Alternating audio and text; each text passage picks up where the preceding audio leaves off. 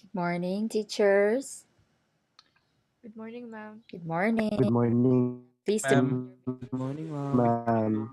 Po. Hello, good morning. Good morning po. Let us have system check first. May I ask if you can see the screen I'm sharing? Do you see this boy like praying? Can you give me a like? Okay, thank you. How about my audio? Is my audio clear? Yes, Can you ma'am. give me a heart react? Yes. Thank you for Yes po, ma'am. yeah, thank you. How about you? How are you doing? It's a rainy morning in your place. Can you give me any reaction? Like about how are you feeling today? Or you can chat, you can type in the chat section. Okay, you're doing great or good for the light. I hope you're doing well, right? I hope you're not affected, but I think you have a classmate, right, who's affected and they have I think signal number 3, right, today. So we pray for their safety and all. So now let's proceed to the prayer. May I ask Ma'am Steph in prayer? You may unmute. Mm, Let's bow our heads and feel the presence of the Lord.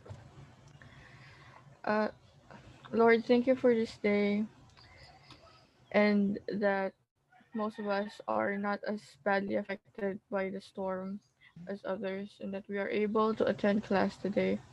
That we've woken up to this cold yet wonderful day that you've given us.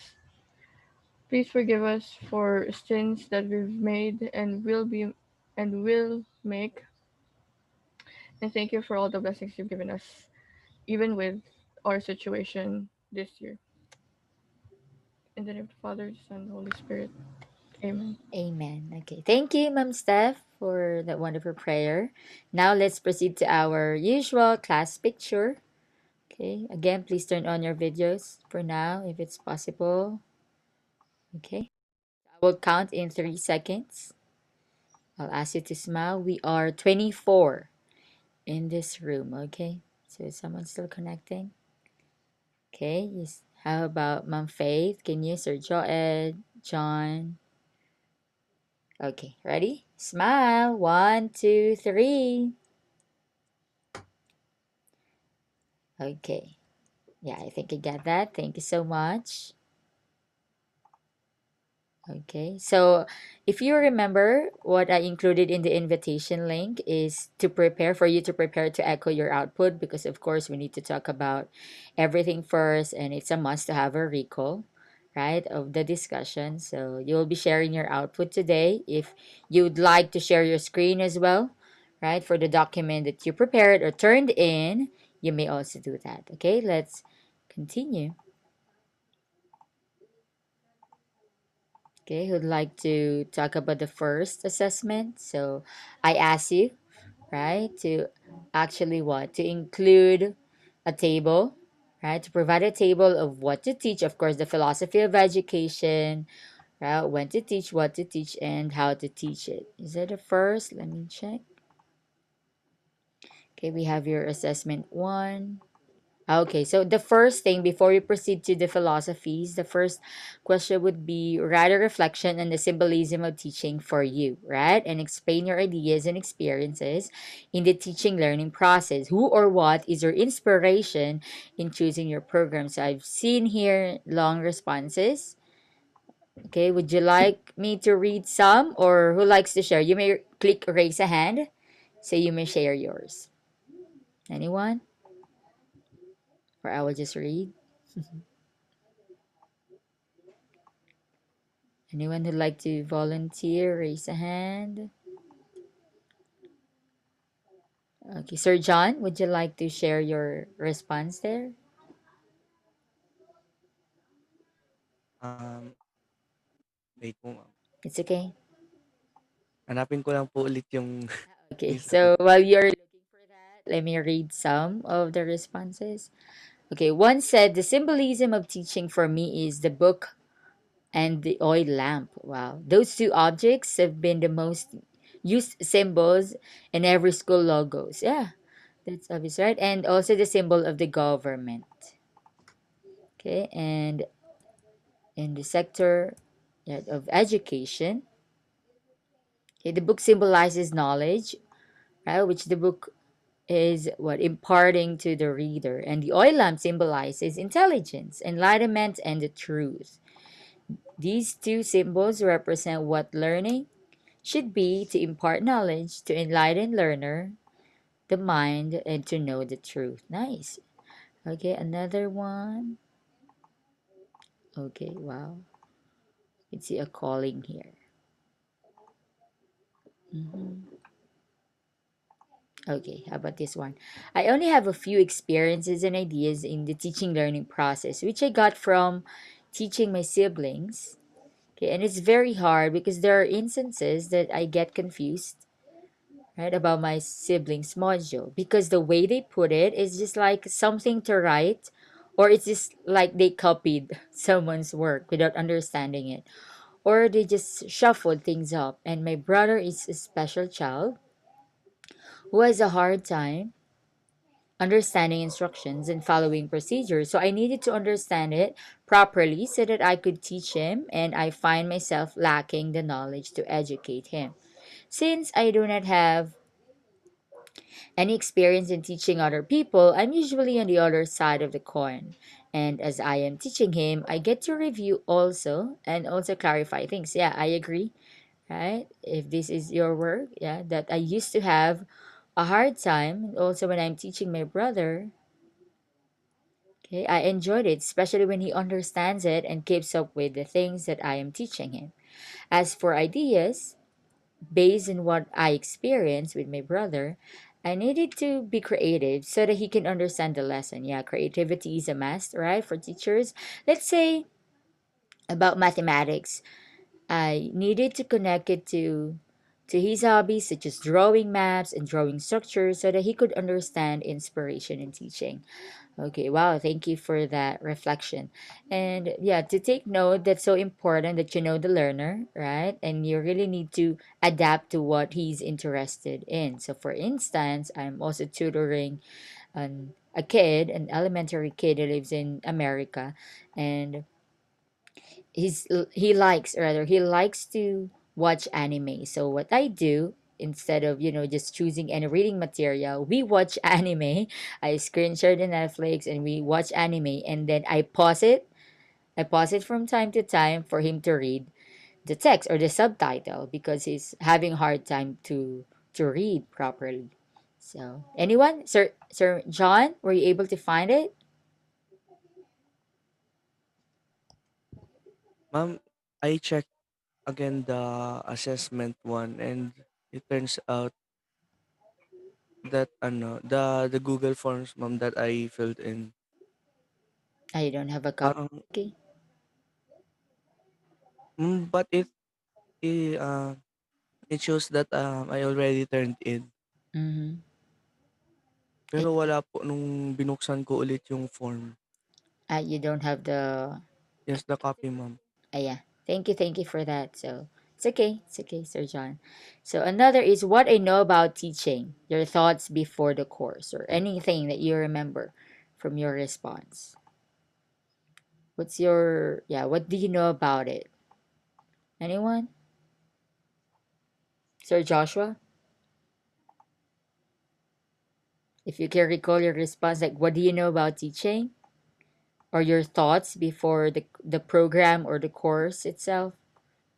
Um, um, what I answer po in what are my thoughts in teaching po is, teaching for me is ano po, is not only a job po. Katulad po do sa diniscuss nyo is, yung nilagay ko rin po dun is, teaching is not only a job, but it is also our duty to serve humanity po.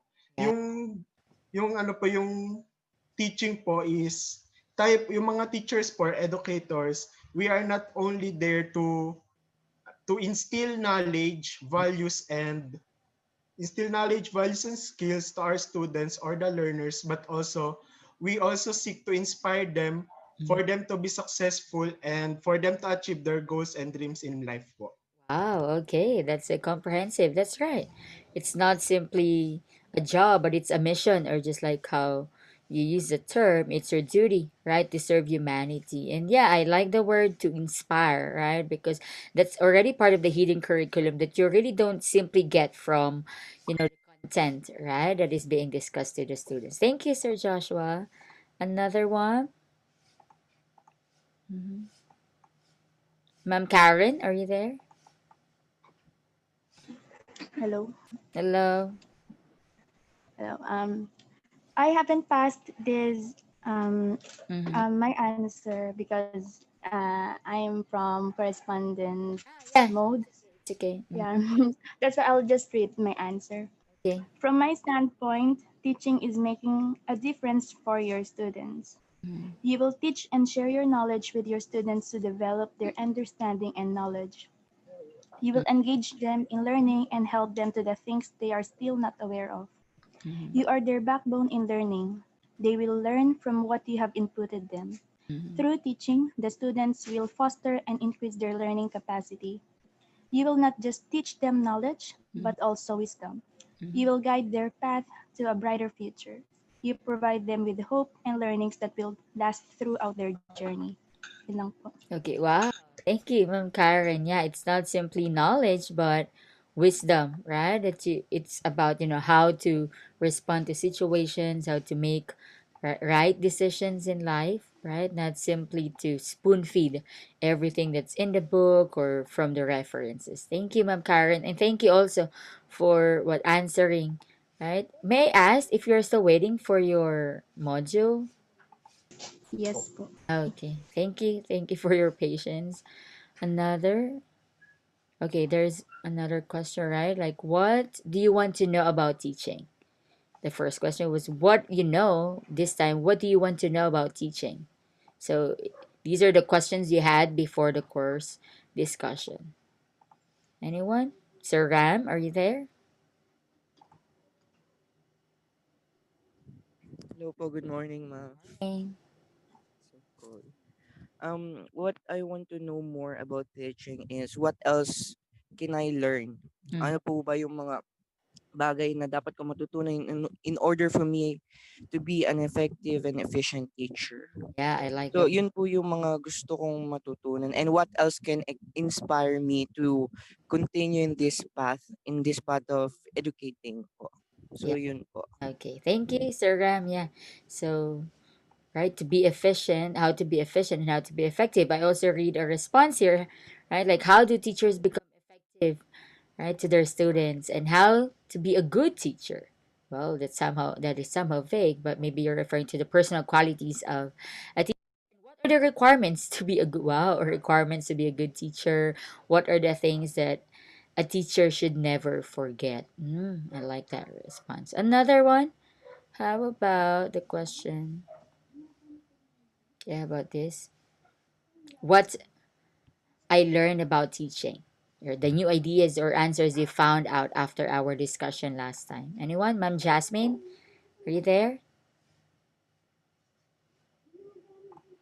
You may unmute. Yes po, ma'am. Yes. Can you remember your response about what you've learned about teaching from I our am, discussion? yeah, yes ma'am, but I am under modular mode din po. Pero, tas nag-turn in na po ako, pero hindi ko na po maalala exactly, but something goes like this po na parang teaching is not only a profession, it is also a vocation, and it's not only a job, we have to put passion and all our love in that profession as well. Wow, I like that. So to give your whole self, right? To teaching. Thank you. Another one. Mhm.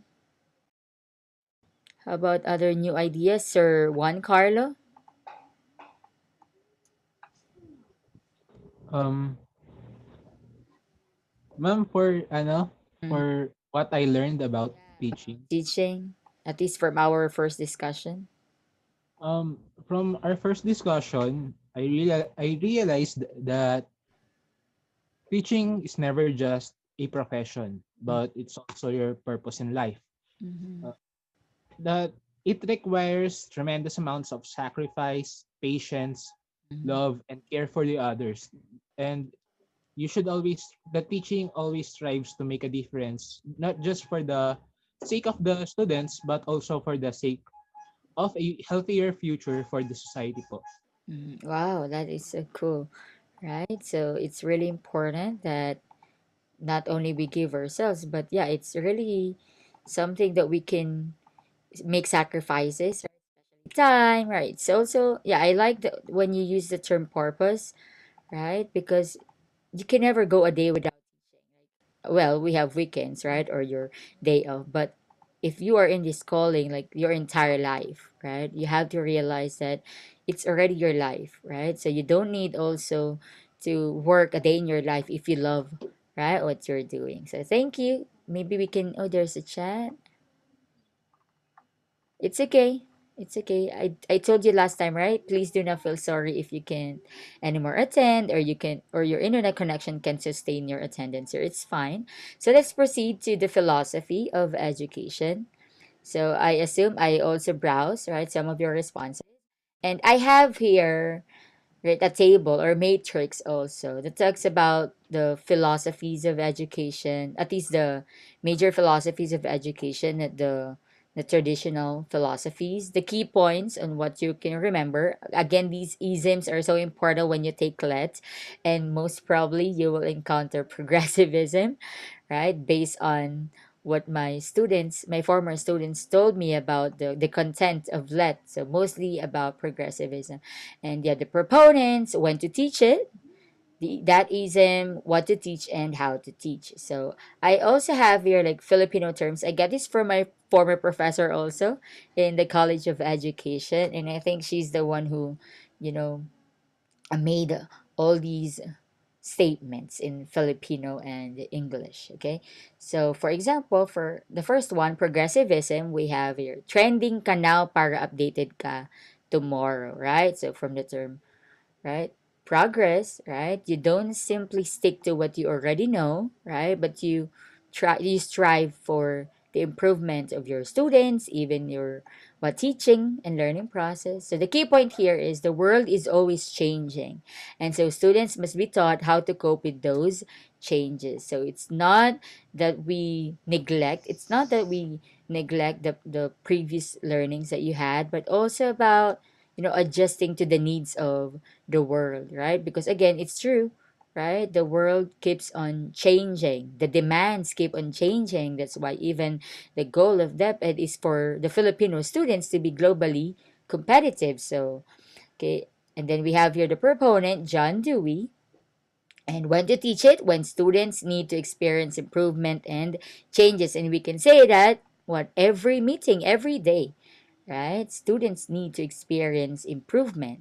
Oh, what to teach? It's the curricula that relate to students' interests, skills, and abilities. It's not anymore, the traditional formal setting where students are simply given what tasks, right? That the teacher just wants them to do or to accomplish, but it's more about knowing. If you can remember, if I'm not mistaken, did they also ask you to take the multiple intelligence test? Can you give me a like or act if not yet? No? Okay. So we'll talk about some of those. And yeah, the skills and abilities that will help them to learn by doing. So this is the clue, okay? When you say learning by doing, the proponent is John Dewey. Doing. So John Dewey. That's my tip for you not to forget about this philosophy. And how to teach it, of course, experiential method, hands-on experiences, even second-hand experience. If you learn about Edgar Dale's kind of experience in the prerequisite of this course, right? So you talked about the levels of experiences. Can you give me a heart react if you met, if you encounter Edgar Dale in TTL1? I know. Okay. So because that should be discussed there, it's a cone where you have levels. They're not literally stages, okay? But they're called, levels of experiences where it started from the very bottom of the cone is the first-hand experience. Like you really expose yourself to what you're doing. Like you hold things, right? You manipulate things, you control things with your hands, or you create craft, for instance. And the very top, talks about the abstract because it's about the most concrete experience to the most abstract experience. And as you go, right, as you grow as well, and as you go to higher levels of learning, for example, from basic or for kindergarten to or elementary, you always want to be exposed, right?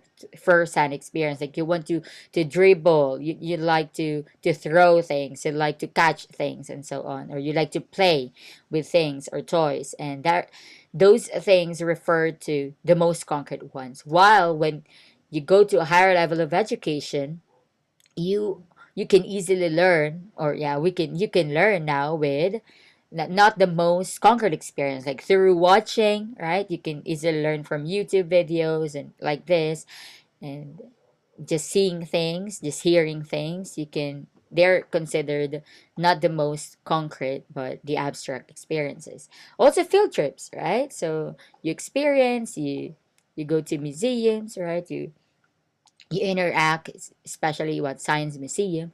Another is behaviorism. Okay, so behaviorism says gawin mo ito para magawa mo ito. So it's also about like modeling, right? For you to, achieve the positive behavior that you like the students to do. So it says here behavior would shape the world into a better place. Teachers teach to modify and shape the students' behavior. There are many behaviors that need to be shaped in order to have an orderly classroom. So even the classroom management, right? That's part when you ask the students to clean their room, right? When you ask the students to pray, right? That became their positive behavior. And that's the change that you like them to do. So the proponents are B.F. Skinner and John B. Watson. So when to teach it? When a student is still a baby or from the very start of schooling. So from being an infant, you teach them how to do op- what close open, right? The closing and opening of their pants and other things. So even when I started schooling. So, did I or have I shared to you about the technique that I do when my students are being loud and I would like them to zip their mouth? Have I shared to you the hand gesture? You can't recall? I didn't? Okay, so yeah, that's what I do instead of shouting, right? Because I realize it's not effective. You need to also establish their sensitivity when it comes to you wanting them to zip their mouth. So, what you're going to do is you may use this, if you can see me in the video. Okay, you can use hand gestures. So, for instance, like this, but at first, right, at first implementation, you have to inform them that when I do this, right? Or any hand gesture like peace sign on top of your head. They need to do it at the same time. So that means, right? They need to zip their mouth. If they're following this, they're doing the same gesture, they need to zip their mouth. And unless or until that everybody's doing it, right? That's the only time you will speak.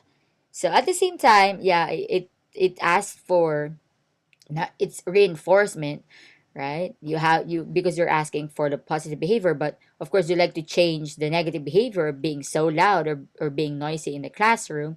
And yeah, when you do that, they will really be sensitive, right? That you really need to that they need to respect you because you're talking in front. So, and at the same time, right? It requires at least maybe for them it's somehow punishment because it hurts, right? When you're doing that for a long period of time and not all of your classmates are zipping their mouths. So yeah, and then they'll say, "Ma'am, ang sakit na po," or nangangalay na sila. But you also do the same thing, right? You're not going to put down your hand unless they're all quiet. So all of you, right, experience the same pain, for instance.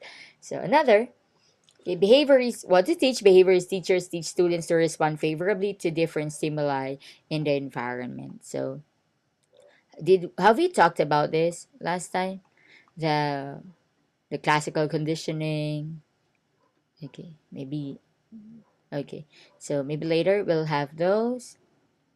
I mean, in-depth discussion of that, and for how to teach values such as those included in the right conduct. So we have your reward, the idea of reward and punishment. So you give reward, or we call it also for reinforcement. It's reinforcement versus punishment. You give reward if you like the positive behavior to continue. Okay, so for example, right? You like the student to keep on reciting. So what do you give? You give like chips, right? You give plus points and so on. You give chocolates, you give candies, and the like. You give, on the other hand, you give punishment. Okay, if you like the negative behavior to stop, right? So for example, who among you experienced to play with your gate? Like you swing, right? You ride your gate and then you swing back and forth. Who among you experienced that? Can you give me a haha react if you experience playing with your gate? Anyone? Okay, Ruth. Okay, Steph. Right. And most of the time, at first, for you, that's fun, right? That's entertaining, right? But when an adult, for instance, right, or elder sibling or your parent told you to stop doing it, right, because you're actually loosening, loosening something there, the screw or anything, right? They would like you to stop. So how do parents, right? How do parents, teach the students to stop, or the child, for example? Anyone? Usually they tell you, what did they tell you? To go on, right? To continue doing it, right? Sige, wag mong tigilan. Sige, buong araw ka mag-swing-swing dyan, right? So, if you can recall your experience, right? That's not anymore fun, right? If you're going to swing back and forth, right? It's not anymore fun because you're going to do it the whole day. So that is the addition of the punishment. By the way, we have two ideas here. I don't like to preempt, but okay, so let's discuss that. The positive reinforcement, negative reinforcement. I would like you to be very particular with this, okay? And positive punishment and negative punishment. So first, let's talk about positive. Okay, positive reinforcement. It is giving. Okay, the idea of positive and negative is just the giving or adding of the reinforcement and removal. That's the negative. So don't always look at, ma'am, is there such thing really as positive punishment? Right? It's simply the additional, right? The adding of the punishment and vice versa, the removal. So for the positive reward, positive reinforcement, you give something, right? For them to recite, for example. And then we call negative reinforcement when you remove that reward, tangible or not tangible, but they still continue, right? The positive behavior. So at first, of course, you need to practice first, right? Using the positive reinforcement. But you can't sustain, for example, especially if that's tangible, you can't sustain it, right? If you will become a public school teacher and at first you give them rewards like chocolates, right? Or sneakers, for instance, and then you can sustain that. Like all throughout the quarter, you're going to give them chocolates or candies, right? Yeah, of course, you also have to say, but that's part, right, of the training. That's part of establishing the behavior. So slowly, right? If you can see slowly, you're noticing that they are changing their behavior. Oh, they are still what? They still want to recite even though without the chocolate. That's the time you can remove it. So that's now negative reinforcement. Can you give me a how react if that's clear to you? Okay, thank you for that. Another is negative, positive and negative punishment. So again, the adding of the punishment. So, right? So, for example, yeah, everybody's loud, right, in the room, and then the teacher started using, well, the stimuli is what? The, for example, the stick, and then it gives you what the notion to keep quiet or to zip your mouth. So, in that case, maybe you experienced to have to receive corporal punishment before, right? I remember like my sister used to come late to class when she was in grade one, and then she received, I don't know if that's pingot or beating from the teacher. So that's adding. That's the positive punishment. While the negative punishment is you remove it. You remove the punishment, but they still what? Yeah, stop the behavior. Okay. Okay, next. So, essentialism is the next philosophy. So, it says here, pag-aralan mo ito kasi kailangan mo ito. So, from the term, right, it's essential. So, like, whatever field you are in, they're so important. So, they include writing, reading, arithmetic, or that's why they call it 4 R's, because it's about it's arithmetic or mathematics and right conduct. So it says here educational philosophy that teaches basic skills and curriculum step by step. So there's also what scaffolding, right? You're not easily bombarded, right, or thrown by lessons from your teachers. Proponent in is William C. Bagley. Okay, and when to teach it during elementary days. Let's start from the basic curriculum. Also, how to teach it, teaching writing and reading, of course. Next would be perennialism. So, ganito kami noon, ganito ka rin ngayon, promise. So, the key point, this believes that education should focus on the idea that lasted over centuries. These are the contents of the curricula that are actually timeless, right? So from the very beginning of time until now, we're using those books and history, for instance. The proponents are Plato, Thomas Aquinas, Aristotle, right, Mortimer Adler.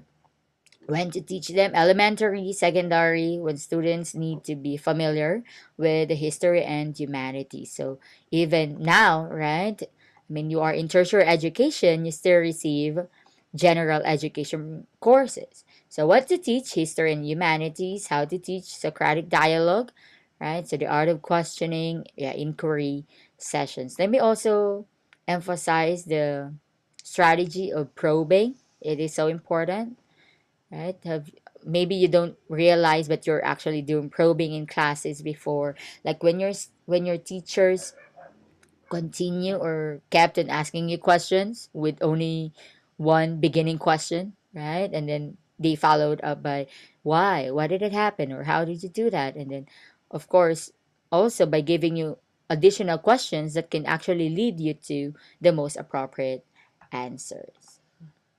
Another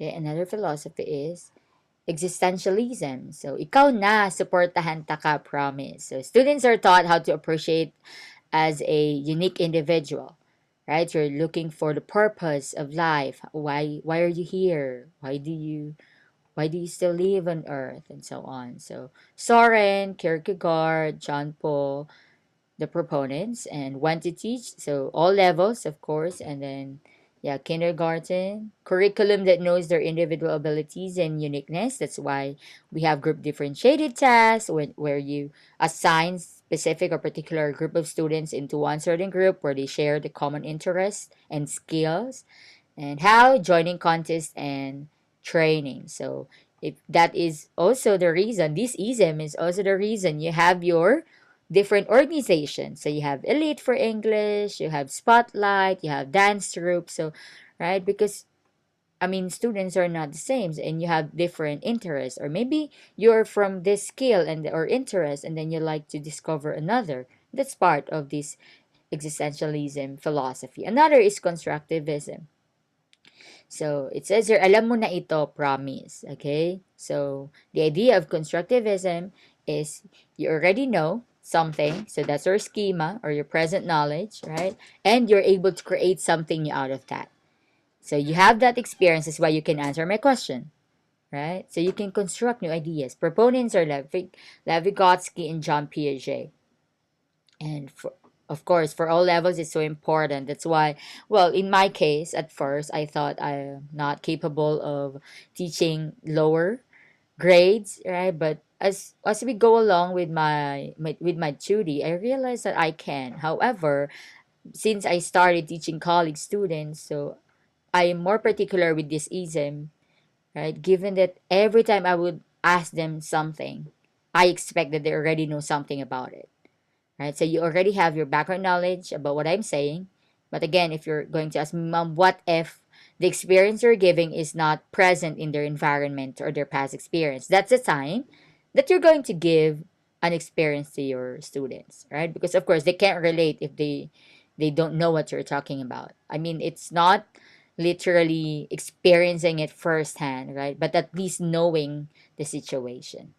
So their thought processes, skills such as criticizing, searching, and evaluating. So again, learning by doing as well for the how.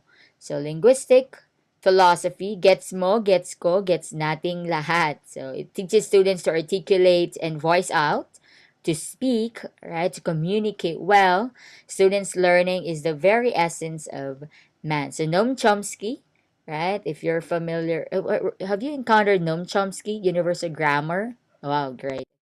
Yeah, that's so important for you English teachers. Okay, and it is taught in all levels, very beginning. Let me meet you first. Okay.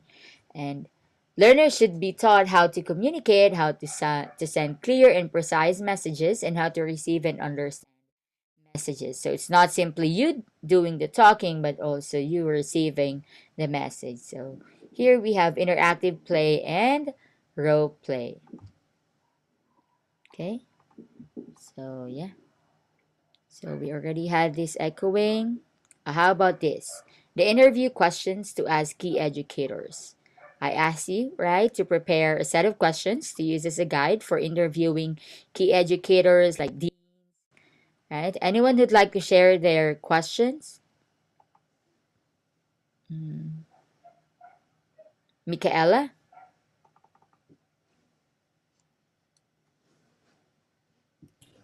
Yes po, ma'am. I'll just ano po, Yeah, I'll just recite the questions po.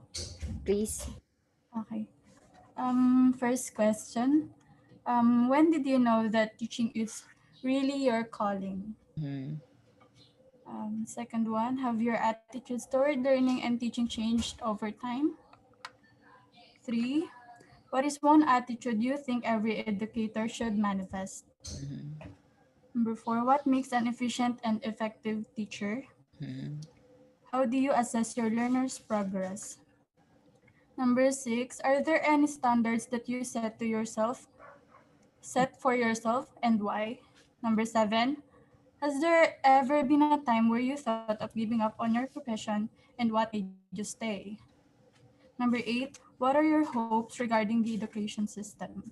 And last, when can you say that you are an accomplished teacher? Wow, okay. I think I've answered all those questions as well during the class orientation in across all my classes, and I like how, right, how HOTS, okay, how higher order thinking skills you apply there in your questions. So they're more on the creating level. At the same time, they will also those questions will help the teachers, especially you, right, ma'am, to really stay right and to really stay in the calling that you have chosen in your call. Okay, thank you, ma'am.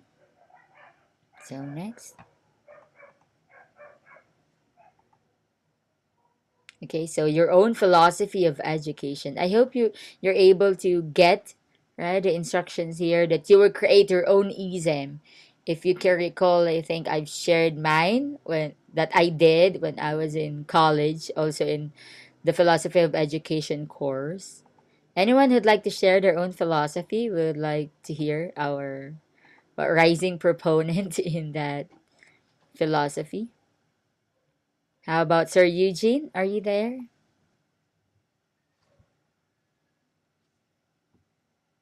Yes, ma'am. Mm-hmm. But I'm not able to create what you called ism because I just give what kind of philosophy I think. Oh, okay. It's okay. Oh, Should I read it? yeah, you may share that. Thank you. Wait, ma'am. Mm-hmm. Okay. And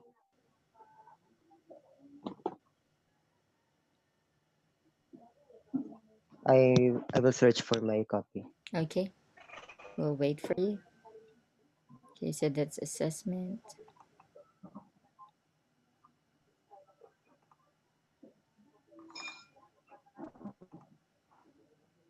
Okay, let me read from one. Okay, here it is.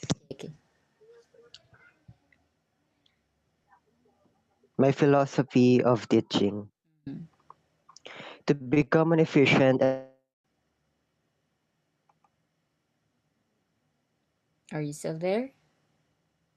valuable member of the field of education, we must develop the qualities Are you still there? that we will hold for the rest of our lives. Every educator has their own ideology regarding their own profession. Mm-hmm. Can you hear me, ma'am? Yes, yes. We're able to get that. Okay. Every educator has their own ideology regarding their own profession, philosophy that would guide them and help them comprehend the genuine meaning of education and realize the real reason why they enter this profession. For Mm, me, since I am a soon to be educator, my own educational philosophy is that education is a source of love. I mm, believe that real teachers do not teach just for the sake of accomplishing their tasks and earning money. mm, They teach because they love what they do and they want every student to feel that school is not just a place where you will do nothing but to listen for hours and do educational activities. It is a place where anyone can find another family. Family that could give them attention, assistance, and care. mm. This family could be seen in the form of classmates, friends, instructors, schoolmates, and many more. Thinking that education is a source of love would give everyone a peaceful and endearing environment for everyone who is currently present in the field. I believe that once a person enters the world of educators, he or she must dedicate themselves in giving concerns, care, and love for those people that are not even connected to them by blood. Wow, okay, thank you. I am also able to find your response. So we can see, right, that that's a combination of many philosophies, right? So from progressivism to constructivism and even existentialism, I noticed. Thank you, Sir Eugene. Okay,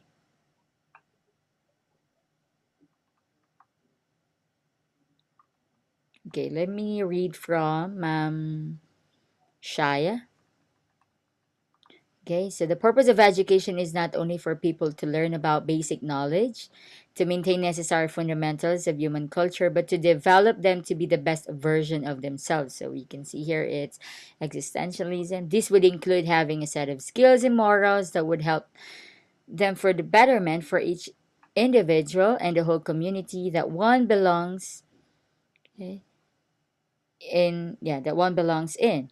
Schools, especially those which accommodate young learners, should focus on first building a person's character and not let them really focus on grades. I like this, as being disciplined would benefit everyone in the long run. Not only that, but learning should not be centered on teachers but on the learners themselves. Yeah, of course, right? Teachers would serve as facilitators and guides and would try to adjust teaching styles to be able to accommodate each learner's needs and for them to be able to reach more of their full potential. The classroom should also be open where learning would really be encouraged. Students would be able to develop their critical thinking and creativity, which would help with their problem solving skills.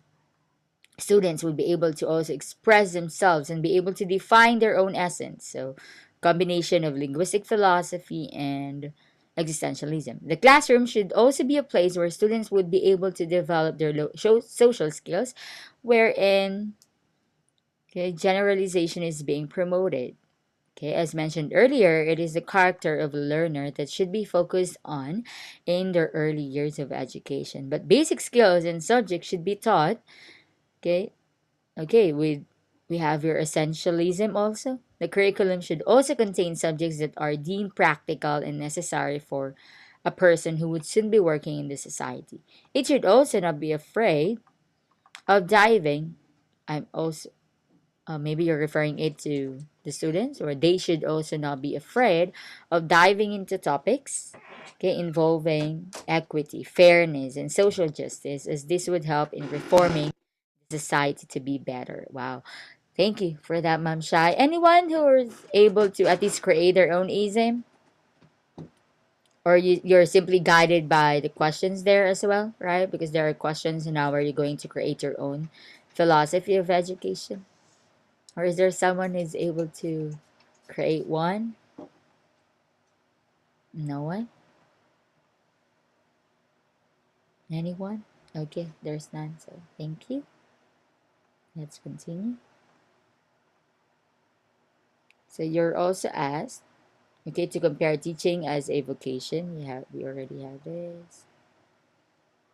Mhm. Qualities. Okay, how about this one? Of all the qualities of a professional, which to you is the most important and why? Again, we're talking about professional quality of an educator. Sir Godwin,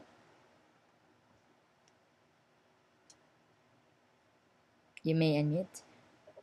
Yes, ma'am. Wait, I just find my answer. It's okay.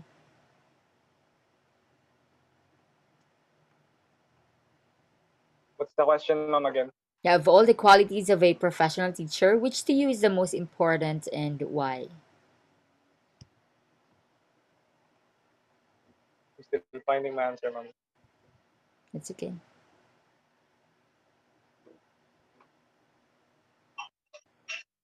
Oh, wait, just wait, ma'am.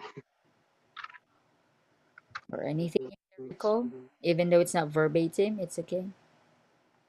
Um, if I can recall, ma'am, um,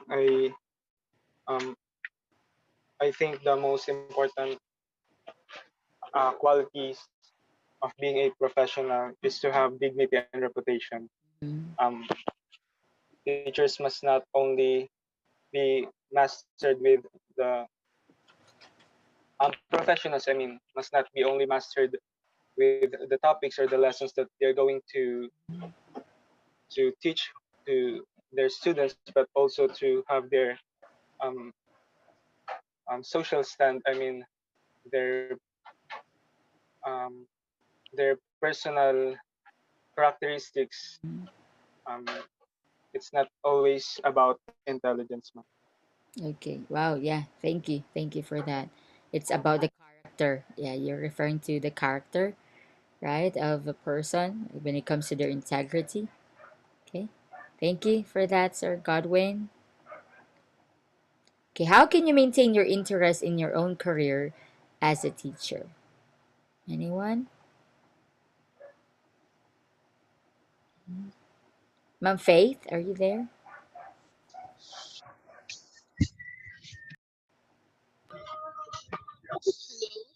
Yes, Ma'am Faith. How can you maintain your interest in your own career as a teacher? From what I remember po from my answers, I answered po that to be able to maintain my interest in my career po, I would remind myself the reasons po why I chose the teaching education po. Mm-hmm. And one of those reasons are to seeing the children around around the world who aren't capable of learning because of the difficulties they face po. Okay, wow, thank you for that, right? So, empathy, I think that's being empathetic to your students that because you see what they are experiencing now or what they are suffering from now, right? That keeps you be interested in your own career. Thank you. Okay. How about this, right? Your mission possible activity. Okay, you have to list three things you will start and stop doing. Okay, in preparation for your calling on becoming an educator. May I hear from Jabel? Ma'am Jabel? What are these three things that you will start and stop doing? So we call it mission possible because it's possible, right, for you to but start and stop doing that. Ma'am Jabel, are you there? Yes, ma'am. As far as I can recall, my answer is about stop procrastinating, um, set your goals in life, and avoid being lazy. Yeah. Yeah, there's really no room for that, or there shouldn't, should I say. Thank you, Ma'am Jabel. There shouldn't be a room for, yeah, procrastination or laziness, as you call them, right? But yeah, I mean, do not also deprive yourself from rest if you need rest. But if there are things that you need to do, right, or prioritize, you have to start doing that. May I also share something? This happened, right, to my former student. Okay, and then this happened during his practice teaching, and then because he's part of the organization that I handle. Okay, he admits, right? He admits that he's fond of or he's used to cursing or swearing. And then I already told him at first, okay, before this incident happened, I already told him to practice stop doing it, to practice stop, right, cursing or swearing words, because you don't know, right, where your patience can be sustained, right? So maybe you will be so impatient and then suddenly you're so mad to your students, or maybe because of their behavior, and then you curse them. And that incident happened really in during his practice teaching. He told me, "Ma'am, I did something really awful." What is that? "Mom, I cursed, or I swore my student." And then, what happened? What did you say? Or did everybody hear you? "Yes, ma'am." Like, he's referring to only one, right? He swore at one student because that's his expression, and he swore at one, and then everybody. You know what he did? He apologized. He asked for forgiveness, right? And then I told him, "See, I already told you, right, to stop swearing, because given that that's our expression, I mean, anytime, right, in your speech, you can really say it. So, however, you really need to be careful, right, because that can break your student." So, yeah, that's a tip, huh? Thank you. How about Ma'am Kath? Thank you for raising hand. Ah, okay, sorry. You just click it. Sorry, sorry. Anyone who'd like to share? Even one thing you would like to start and stop doing. Mm. But I want to share, ma. Yes, yes.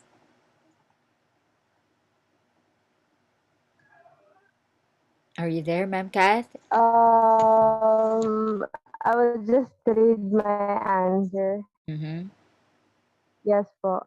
Yes. For me, of course, I should stop laziness and start studying hard. Mm-hmm. But um, aside from this, for me, I should stop hesitating to speak English in public if my goal is just to practice. Mm-hmm. I should engage myself more to speaking English since that is my major and that is the language being widely used nowadays. And practice does not make it perfect, but it makes better. Yeah, For correct. me, to become a great educator, I should master the language I will be teaching in the future. This thing under studying hard. Okay, yeah, thank you. That's all. Yeah, thank you. I hope, right, that you're doing good, or you're enjoying the challenge I gave you, the 500-hour English exposure. And yeah, you're right, Ma'am Kat. It's really about practice, right? You can't really master something if you won't practice it. It's a skill, right? So continue, even at home, right? You may impose EOP if you like. Say you are every day or every time exposed to English. Sir Abner, you raised your hand.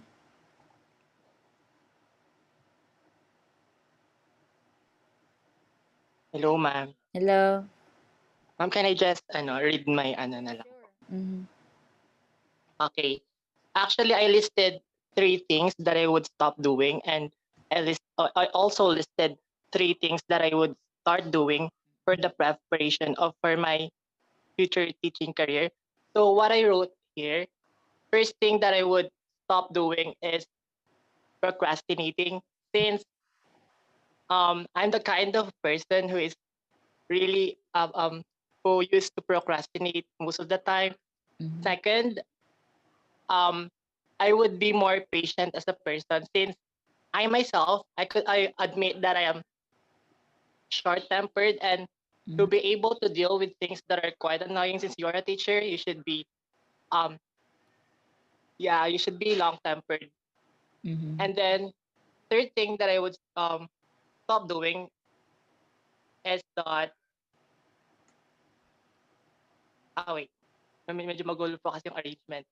So first thing, sabi ko po dito, um one of the things that I would start doing is to become patient. Second thing that I would be start doing is to be more enthusiastic as a person, Mm-hmm. since we all know that teaching is um it gives you a lot of burdens, but it would definitely give you a lot of tasks, and things to do and to finish. You have to be enthusiastic for you to be able to finish all those tasks. Mm. Third is to be more time committed, since we all know that being a teacher, it gives you a hectic schedule as a teacher. So you should be time committed. Yeah. You have to put in mind that soon your schedule will be hectic, and you have to manage your time Mm-hmm. and manage your commitment. So, since it is hard to multitask, especially when both of the things that you're doing needs proper attention, especially in teaching. Mm-hmm. So one of the things that I would want to outgrow is first my procrastination, and then along with procrastination, I want to eliminate mediocrity, Yeah. Mm-hmm. because usually we people we settle for mediocrity, and as a future educator, I don't want my students to settle for mediocrity. I want them to unleash their full potential and be the best version of themselves. And the last thing that I would want to um outgrow is my insensitivity. Mm-hmm. Well, to be honest, I can't really deny the fact that in some certain situations, I forgot to become sensitive the way I handle things and situations. So, in order to become an effective educator, being highly sensitive to every people around you is a must. And I find it unprofessional if you enter the field of teaching, Mm-hmm. then you are quite insensitive the way you handle your class, the way you handle their behaviors, some and some situations that can be quite unbearable. So that's all. Okay, thank you. Yeah, that's so important. Time management. I like that you don't want your students to settle for mediocrity. So you can also model excellence, right? Especially as a student for now. Yeah, having long temper or long patience, you really need to be very understanding towards your students. Thank you, sir.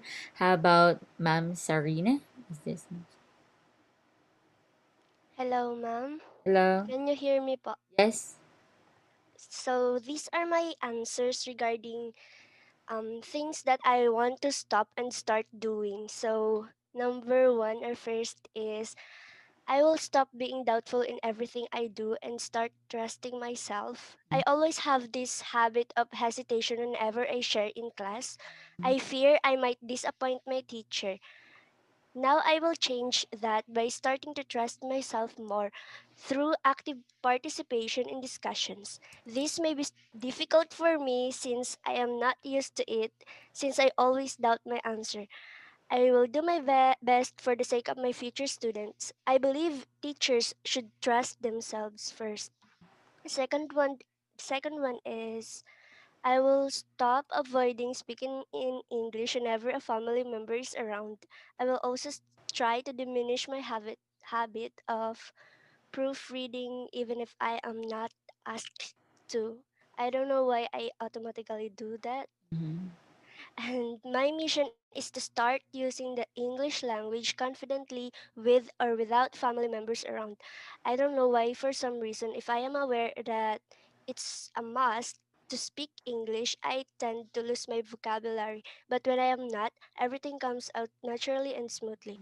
Most of the time, the English in my head is good, but when I deliver it, I always experience a mind block, and maybe that's the reason why I prefer writing my thoughts. As a future teacher, I must start working on speaking the English language with confidence by practicing it every day. And the last one is I will stop fearing leadership. I've never wanted to be elected even before, since I always associate leadership to politics and I hate politics. It's not that I hate to lead others, but I know myself that I lack something necessary for effective leadership. Mm-hmm. They say I am capable, but I am not really into commanding others because I lack the power, the authority to be able to lead them. I am always taken easily. Now I must start learning how to lead and start accepting leadership missions. Right now we are designing an instructional materials and my group mates asked me to lead them and I refused them, but now for my new mission I will accept it. Wow. That's all. Okay, thank you. So you heard that from by the way, from the very beginning, right?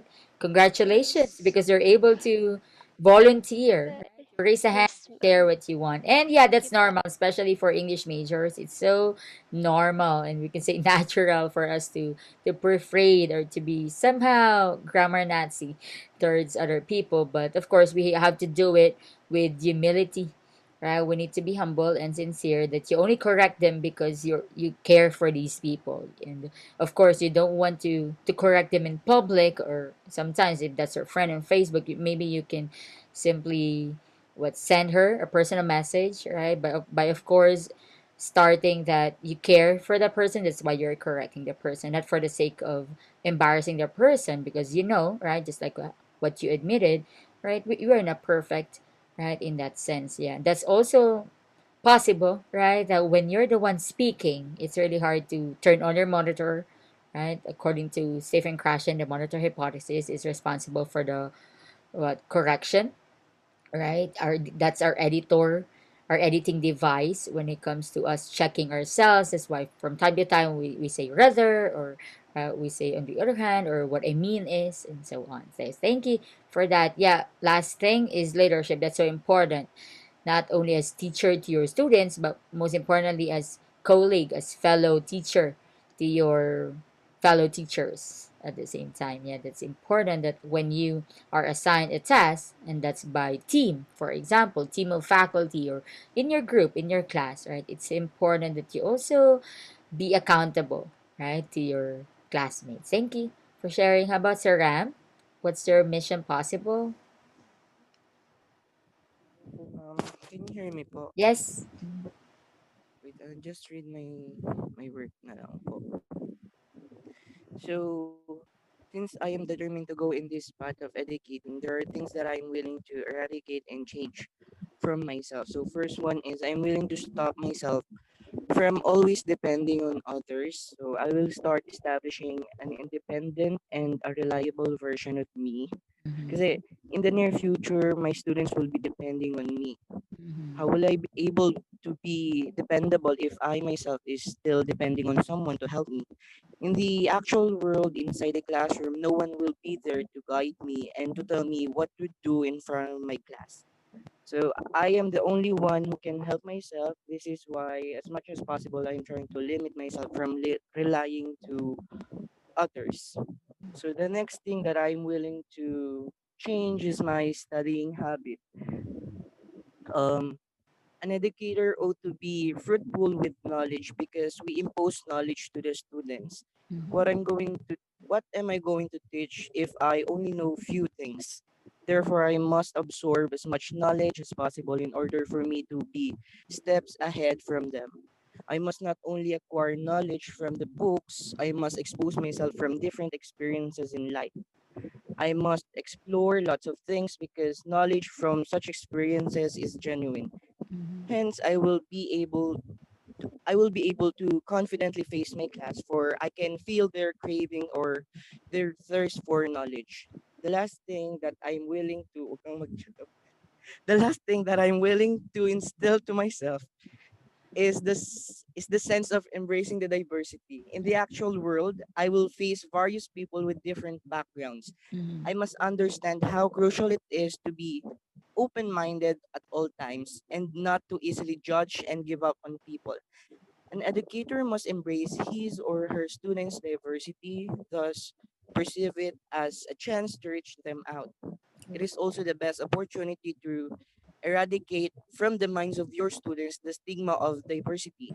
As per my goal as a teacher is to build a world wherein diversity can no longer be an issue, hence become united for the wellness or welfare of every human being. Yun lang po. Wow, thank you. Thank you for the wonderful answer, right? It's important to be empathetic, right? Well, that's the background personal quality there on your last point about realizing, knowing the learner first and realizing that they have different backgrounds. That's important. Therefore, you will not jump into conclusions, right, on why do they react that way, why do they behave that way, because they are diverse, just like what you said. Thank you, Sir Ram. So thank you again. So those are right? Your mission possible things. So now let's proceed. So today you'll learn more about the different contents of the PPST or Philippine Professional Standards for Teachers. You will also determine different strategies and approaches to teaching and learning presented in the PPST. This will be somehow in depth, okay? We will analyze each content or element in the PPST and demonstrate how to effectively use that's a strategy from the PPST for a sample topic to be discussed in class. So, okay, let me erase this for a while. Okay, next. Okay, as you can see here in the picture, right, the educators really play a crucial or important role in nation building. So it can be you make the student or you break a student. And through you, of course, I assume you will become quality teachers, right? Our country can develop holistic learners in values, right, equipped with the 21st century skills. And, right, we hope too that you're able to propel the country to development and progress. So thank you for all the things that you will start and stop doing, right, for the sake of, nation building. And this is, of course, in relation, right, to DepEd's vision of producing Filipinos who passionately love their country, and his values and competencies enable the students to realize their full potential. I think I remember this was from Sir Eugene's philosophy, right? And of course, for the students to contribute meaningfully to building the nation. So our government, right, consistently pursued teacher quality reforms through a number of initiatives. So the first thing is, of course, right, the K to 12 system, right? At first, right, many teachers are hesitant or were hesitant to implement it and to initiate the curriculum. But as time passes, they realize that, yeah, there's really a need to change our curriculum or education system for us to adapt to the needs of the world, not just our nation, but to the world's demands. And yeah, as a framework of the teacher quality, the NCBTS also, or the National Competency teacher standards, right? It was institutionalized through CHED Memorandum Order number 32 series of 2009. So, okay, let's proceed. So this is the Philippine, okay, professional standards for teachers. Okay, so this is built on teacher quality, right? From pre-service education to in-service training. So when you conduct your practice teaching as well, it also articulates what, okay, constitutes teacher quality in the K to 12 reform. So from your questions earlier about what do you want to learn more about this, how to become efficient and effective in the classroom, this will answer your question. And yeah, it also gives us indicators that provide measures of professional learning, even your competent practice in the classroom and effective engagement of your students when you elicit performance from them. And you will also realize the need to internalize, right? You have to internalize all these elements, content, right? Set of standards by heart. You really need to take each by heart because it lays the foundation of what a teacher should know, what you should be able to do, and what you should value, right, to achieve your competence. In order to improve your learners, what learning outcomes. It's so important that you, even as early as now, you also take by heart the curriculum guide, the performance, the content, right, and the learning competency standards. So this is based on, okay, again, just to give you the reference, right? So DepEd Order number 42, series of 2017. It's about national adoption and implementation of the Philippine Professional Standards for Teachers last August 11, 2017. And these are the major, right, objectives for these: to set out clear expectations of teachers. So that's a question earlier raised from one of you, right? From the questions.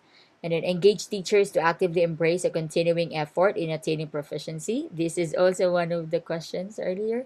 Apply a uniform measure to assess teacher performance, identify needs, and provide support for professional development. So DepEd also states that the PPST will be used as a basis for all teacher learning and development programs to ensure that you teachers will be properly equipped to implement the K-12 program effectively. It's simply like your manual also. So if you have your manual of life, which is the Bible, well, for teaching, we have the PPST or the standard. So again, another reference. This is a screenshot of the memo or the DepEd order, rather, number 42, series of 2017. Just to show you. Okay, and these are the things I mentioned, the aims of this order. Okay, just for reference, I would like to show them to you.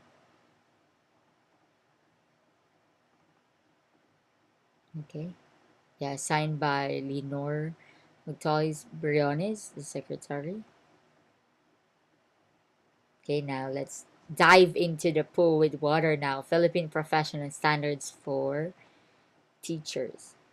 So the topics here, the contents of the order would be role of teachers, professional standards for teachers, teacher quality in the Philippines, and career stages. It's important that we realize, right, what does a quality teacher mean, especially in our setting, because in different field or in different nations, rather, they have different set of standards.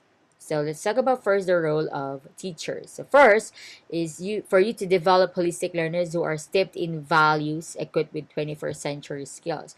I don't think we have, or maybe, right, but when it comes to 21st century skills, they're everywhere, right? I mean, I can say it's easy, but I can say what it's accessible. I think it's accessible, right? Resources are accessible to achieve these 21st century skills, but I think when it comes to values, that's really where we need to what give our focus on, right? Especially in the classroom, the way they talk to people, the way they talk to their teachers, and so on. Well, it's not simply about talking, right? But it's also about socializing to different kinds of people. And you, right, as teachers, you play a very important role here. Okay, this is part, you can say usually, ma'am, not all the time you're teaching, of course, the course values education because that's a specific course. But let me tell you, that's part of the hidden curriculum that whatever you are teaching, right, you can integrate values to your learners. So also, a role of teacher would be propel the country to development and progress. I think I discussed this earlier.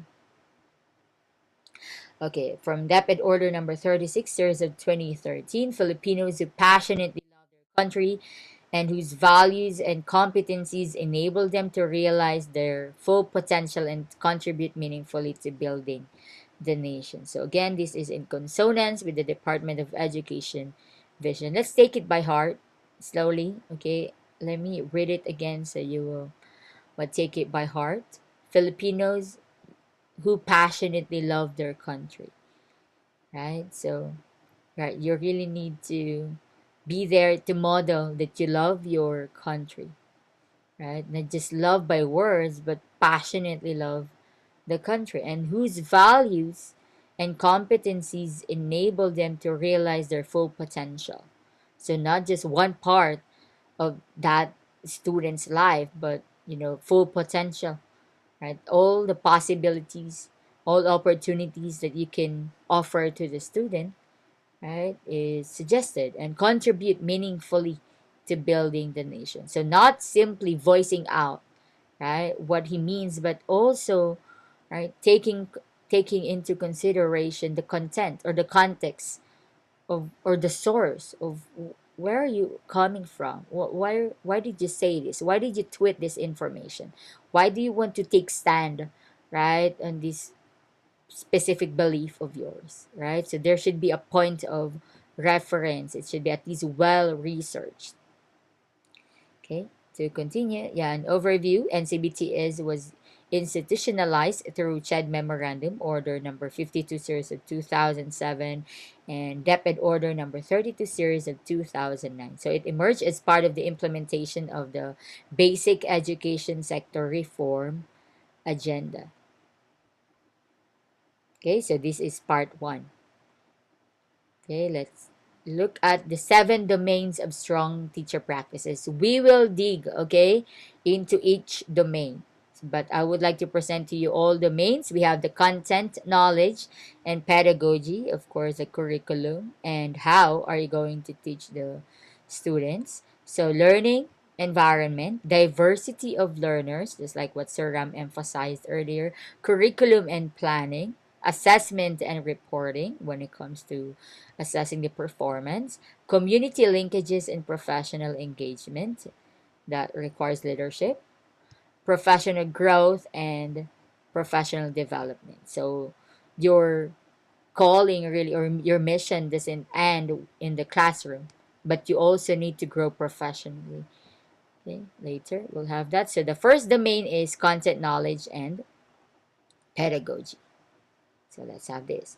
So it talks about content knowledge and its application within and across curriculum areas. So that is why we have what we call the, spiral curriculum, right? Where you start from the easiest, right, level of that particular topic. And then as you go along, as the students, right, reach a higher level of education, right, you need to include difficulty, at least complexity, into the aspect. At the same time, right, it's always suggested that you become multidisciplinary in terms of teaching.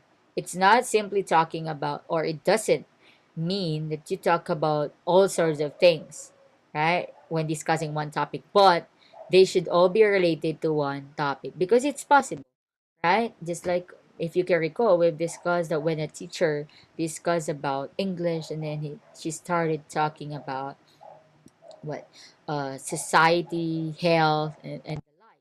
So in that case, as long as they are, you know, can be integrated into one topic, that is suggested. Another research-based knowledge and principles of teaching and learning. So, one tip here. So, for example, you will ask the students to present something. So, what I do instead of, because you shouldn't be close minded when it comes to the source, or maybe you experience that the teacher asks you, okay, research on this and then use this book, just this book, and so on. Okay, so in that case, I don't suggest that.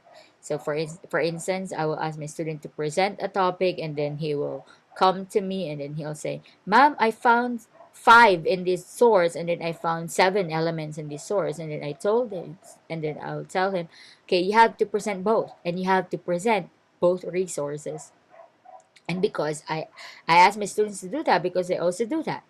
Like if you can see, right, that I will give all sources. Well, when it comes to the module that we prepared, it is prepared by many teachers, but if when it comes to the module, right, that I alone prepared, I really jumped up and I felt like while doing it, while doing a specific, individual I felt like I'm doing my chapter 2 in thesis. If you can recall, it's about, right, review of literature and studies. And why did I say that? Because in my reference, it's simply like the references of a research because it's too long, because I can't help myself just to give you just one source, but I would like to, combine or synthesize everything that I've. Mhm. Let me mute you. Okay, so make sure, right, that what you're teaching your students are research based. So positive use of ICT, that's so important. Again, right, let's remove the mindset of being mema gamit na software, may magamit ni IM and so on. So let's try to avoid the mema mindset. So it's the positive use of ICT. So when it comes to integrating also modern and even traditional instructional materials or tools and technological, gadgets and devices, you really need to initiate it, right? You shouldn't be afraid of touching the projector, right? Or setting up your presenter view of the PowerPoint, for example. Okay. So next, strategies for promoting literacy and numeracy.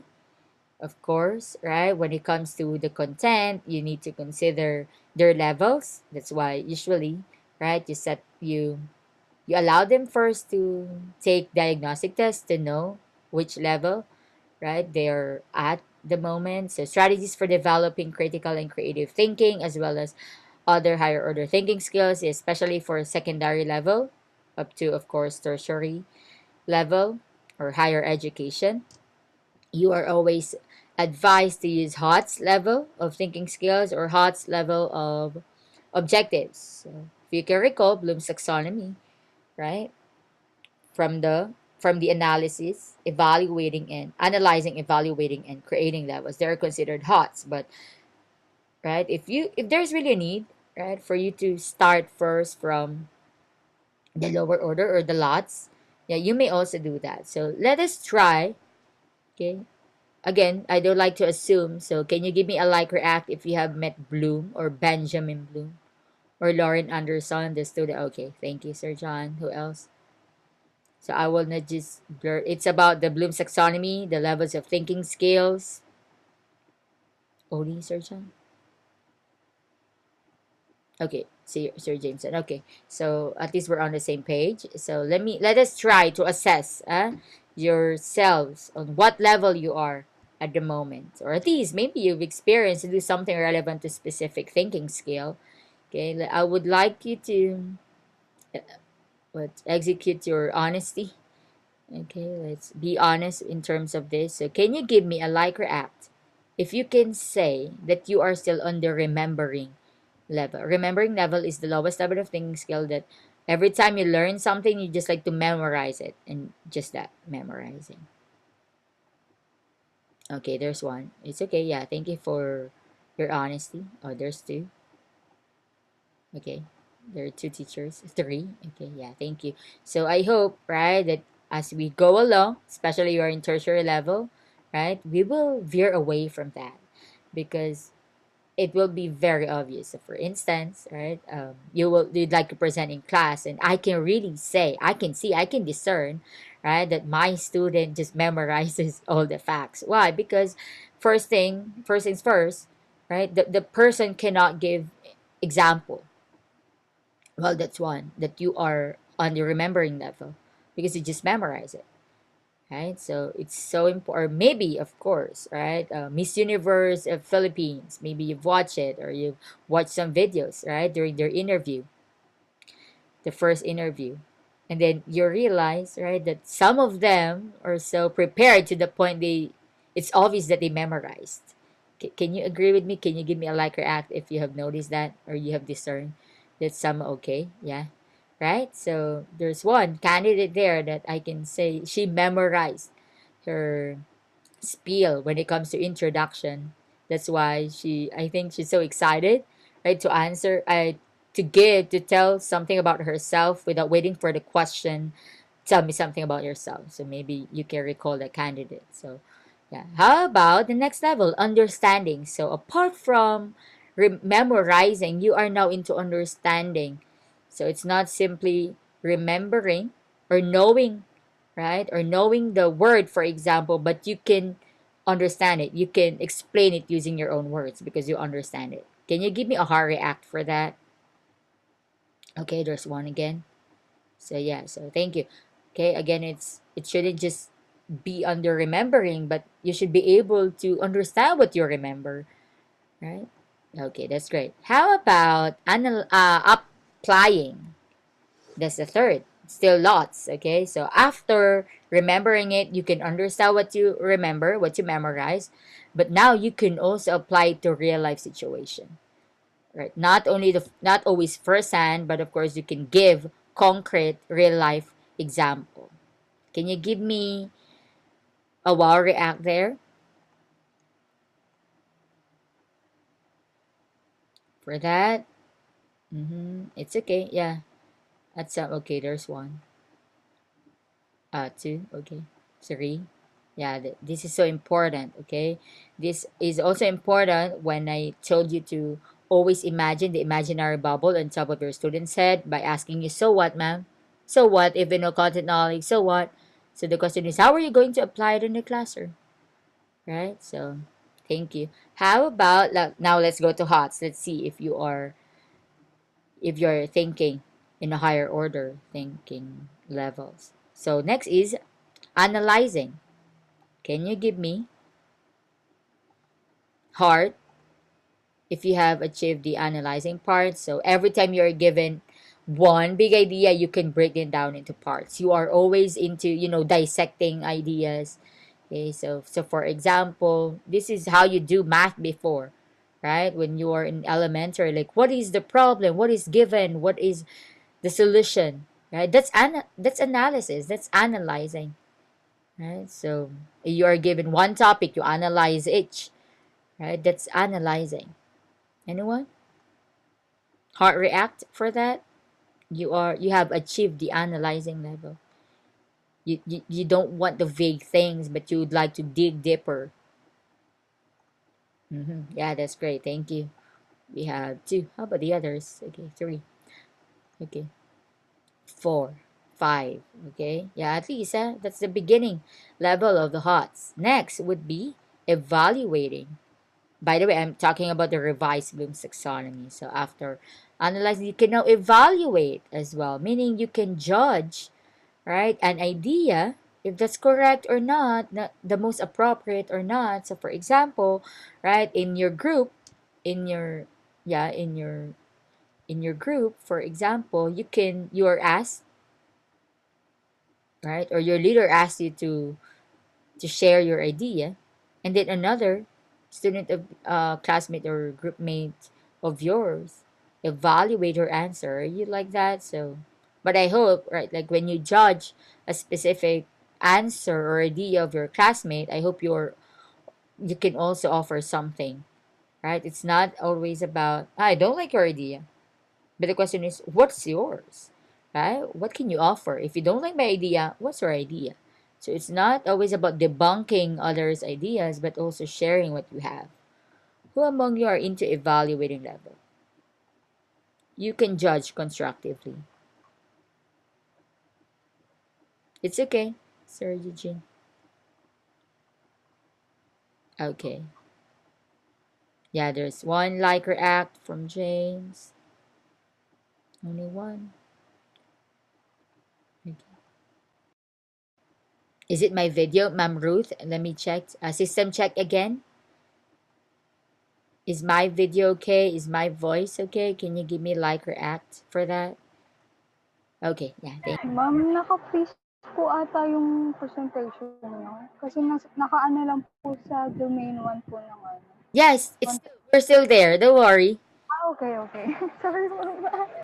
Digging deeper. I'm also applying the HOTS. I'm analyzing each, so there will be no questions because again, we need to take it by heart. Okay, so I haven't changed. So for your information, I haven't changed. Right, the slide, we're still here because we're talking about HOTS here. So we are applying it. Okay, next. How about the highest level of thing? Can you give me the party popper reaction, right?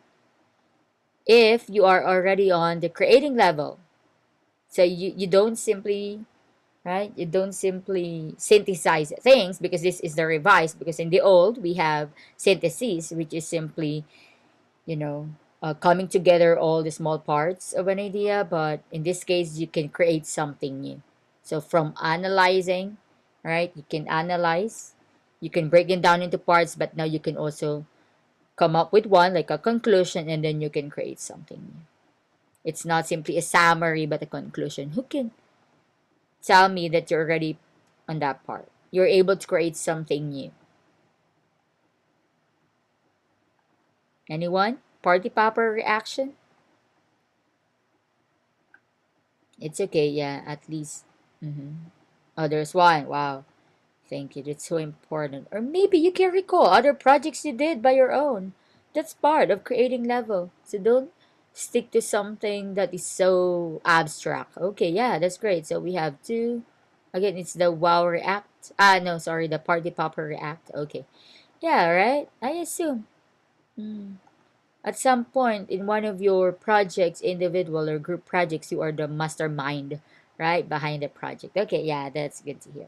Okay, next. Okay, now let's go to six. So, mother tongue, Filipino and English in teaching and learning. So, again, for mother tongue based multilingual education that is now applied in the K to 12, we use mother tongue from kindergarten to grade 3. And then there should be a transition program, right? By the way, mother tongue is the first language of the student, not not limited to Filipino, but whatever mother tongue or native language that the student uses. And then English now as our second language, okay, is suggested to be used as mode of instruction from grade 4 and beyond. So if you can see also, you can notice that, yeah, we use English as medium of instruction, right? From starting from basic ed, grade 4, and then up to tertiary level or even higher education. Okay, next we have classroom communication strategies. So we have, the mode of instruction as well, EOP implementation, but it's up to you on what strategies would you like to implement, like showing respect by using po and opo, right? So, well, one time when I implemented EOP in the class, my student even asked, "Ma'am, is po and opo okay?" Then I told him, yeah, it's fine to use that because that shows respect and that is not considered to be, transgressing the EOP rule. Okay. So next. Okay, now I will change the slide. Huh? So that's domain one. Domain two is the learning environment. Okay, so learning environment consists of the following standards. First, learner safety and security. So in the actual classroom, physical classroom, right? We have our doors, our own doors in our classroom, our gate, the security, literally the security guard there. But here, how can we really be safe, right? In the online world? Well, in this case, it's so important that we checked. We don't simply allow, join before the host. So in my case, I admit each person so I know you are my student because you've heard the news, right? About predators joining different video conferencing platforms. And it's really easy to hack, right? Or to really enter a video conference if that's in the browser. So it's a good thing we're using Zoom, right? Because if we are in a browser, for instance, like the Google Meet, okay, it will be easy for predators to come in. So we need to really be careful when it comes to thinking about our learner safety and security. Next, fair learning environment. So in this case, you need to provide fair opportunities, equal opportunities for your learners to recite. So again, just like what I do, I use the random systematic technique when it comes to recitation. Can you give me like or act if I've done that last time? The asking for number. Okay, thank you, Mamika. Right? So I use, okay, give me number 1 to 5 and then I count. So everybody has a chance to speak. So it's not only the people who have their videos on and so on. Okay, so next, management of classroom structure and activities. This is a must. Okay, teachers, this is a must. Classroom management is a must. That's why when you create your LP or your lesson plan, you always have there first, what, prayer, opening prayer, and then checking of attendance, what, cleanliness of the environment or the classroom, what else? Hmm, for example, in science before, right? You can recall your elementary experience. Like you need still to report the weather today, or right, how many have clean fingernails. So maybe you experience that. Next, support for learner participation. Again, this also requires guided learning or individual guided activity. So when you're already on the part of application, you need to support learner participation. So group them, even when you group them, and then you feel like, oh, it's so loud, let me give you another tip for that. So usually, I will sit there in front, I will observe, I will stand from time to time, I will roam around for questions, but at some point they are shy, right? Maybe you are shy, you experience that when a teacher comes to your circle and then you don't like your ideas to be heard by the teacher. So if you're not comfortable, your students are not comfortable to that, you may focus on one group, because if you're not going to focus, you will hear all the noises and they will simply be noise, right? But if you focus in one group, for me, it's effective, okay, and it works. When I look at one group and then I focus on their group, I can really listen to their discussion, to their brainstorming, okay? But if you're not going to focus on one group, all you'll hear is noise. And then I'm even surprised that when I focus on one, I'm not bothered by others, but by others' discussions. But I am just focused on one specific group. Next, promotion of purposive learning. So in this case, make sure to give appropriate instructions, right? And of course, to set the rubric, you need to give them the criteria, the rubric, so at least they know, right? Or, yeah, of course, the objectives first, it's a must. Again, I use the term must. It's a must now to set the objectives. So earlier, I've shown you, right? I presented to you the objectives. So next is management of learner behavior. So again, it depends on what kind of behavior you'd like them to start doing or stop doing. So you may apply here behaviorism for reinforcement and punishment. Anyone who can give me a behavior, or maybe of your classmate or classmates that you'd like for them to stop doing or for them to start doing, or maybe, yeah, you've already mentioned this in your what mission possible, right? But maybe you like something. Anyone who can give me one learner's behavior that you really would like to learn how to manage it? Maybe I can help you with that. Anyone who can raise a hand? Give me a number, Sir Joshua, 1 to 5. 5 po, ma'am. Okay, thank you. All right, there's a raise of hand. Thank you, Sir Joshua. Sir Ram, you raise a hand. I want to know how to handle po yung mga yung mga students po na stubborn talaga, yung para pong nasa yung freedom writer, mga ganun po. How will you handle that kind of situation po? Okay. So just like what Ma'am Erin Gruel did, right? You really need to know. I think it's your answer as well earlier, right? You really need to know where they're coming from, right? Because it can be family factor, right? A family problem behind that, and in that way you can reach out. You can meet halfway, right? With your student. So for instance, the student feels like, or maybe, right, diagnosed with ADHD or without, but he really seeks for attention. That usually happens in a learning environment, especially grade 7, right? Imagine, given that I handle grade 7 in my practice teaching. And I've noticed they still roam around, but you really need to know where they're coming from. Are they really like that at home, right? You may also ask the parents because it's, linkages. You really need to ask their parents. Is he really active at home or just in school? So it can be a factor like that. And yeah, you really just need to know the background of the student, know the learner, right? So you can meet halfway. If he likes there's one time, okay, in my practice teaching, I can vividly recall it.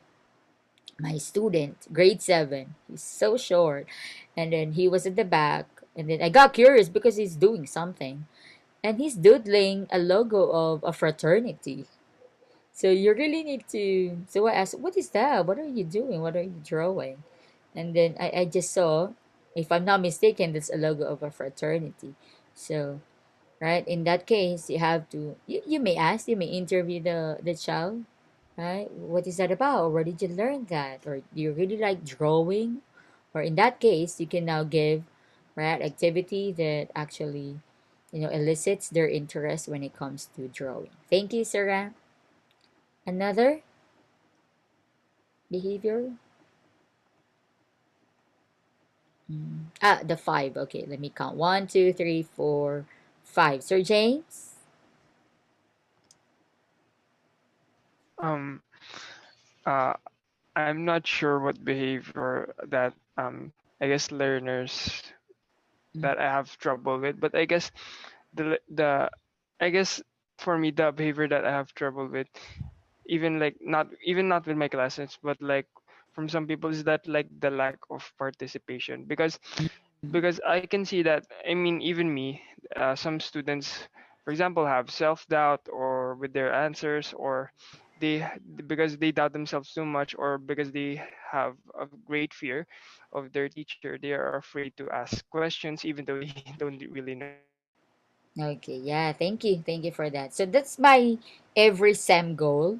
And yeah, as time passes, I can say self assessment, reflective teaching is as it is concerned, I can say I've achieved that. So in that case, to really elicit performance from the students, especially who are shy, yeah, just give, fair opportunity for them to answer. So from the very beginning, I orient them that one of my house rules is, okay, there are no wrong answers, only most appropriate ones. So whatever it is you're thinking, say it. Whatever you like to share to class, share it.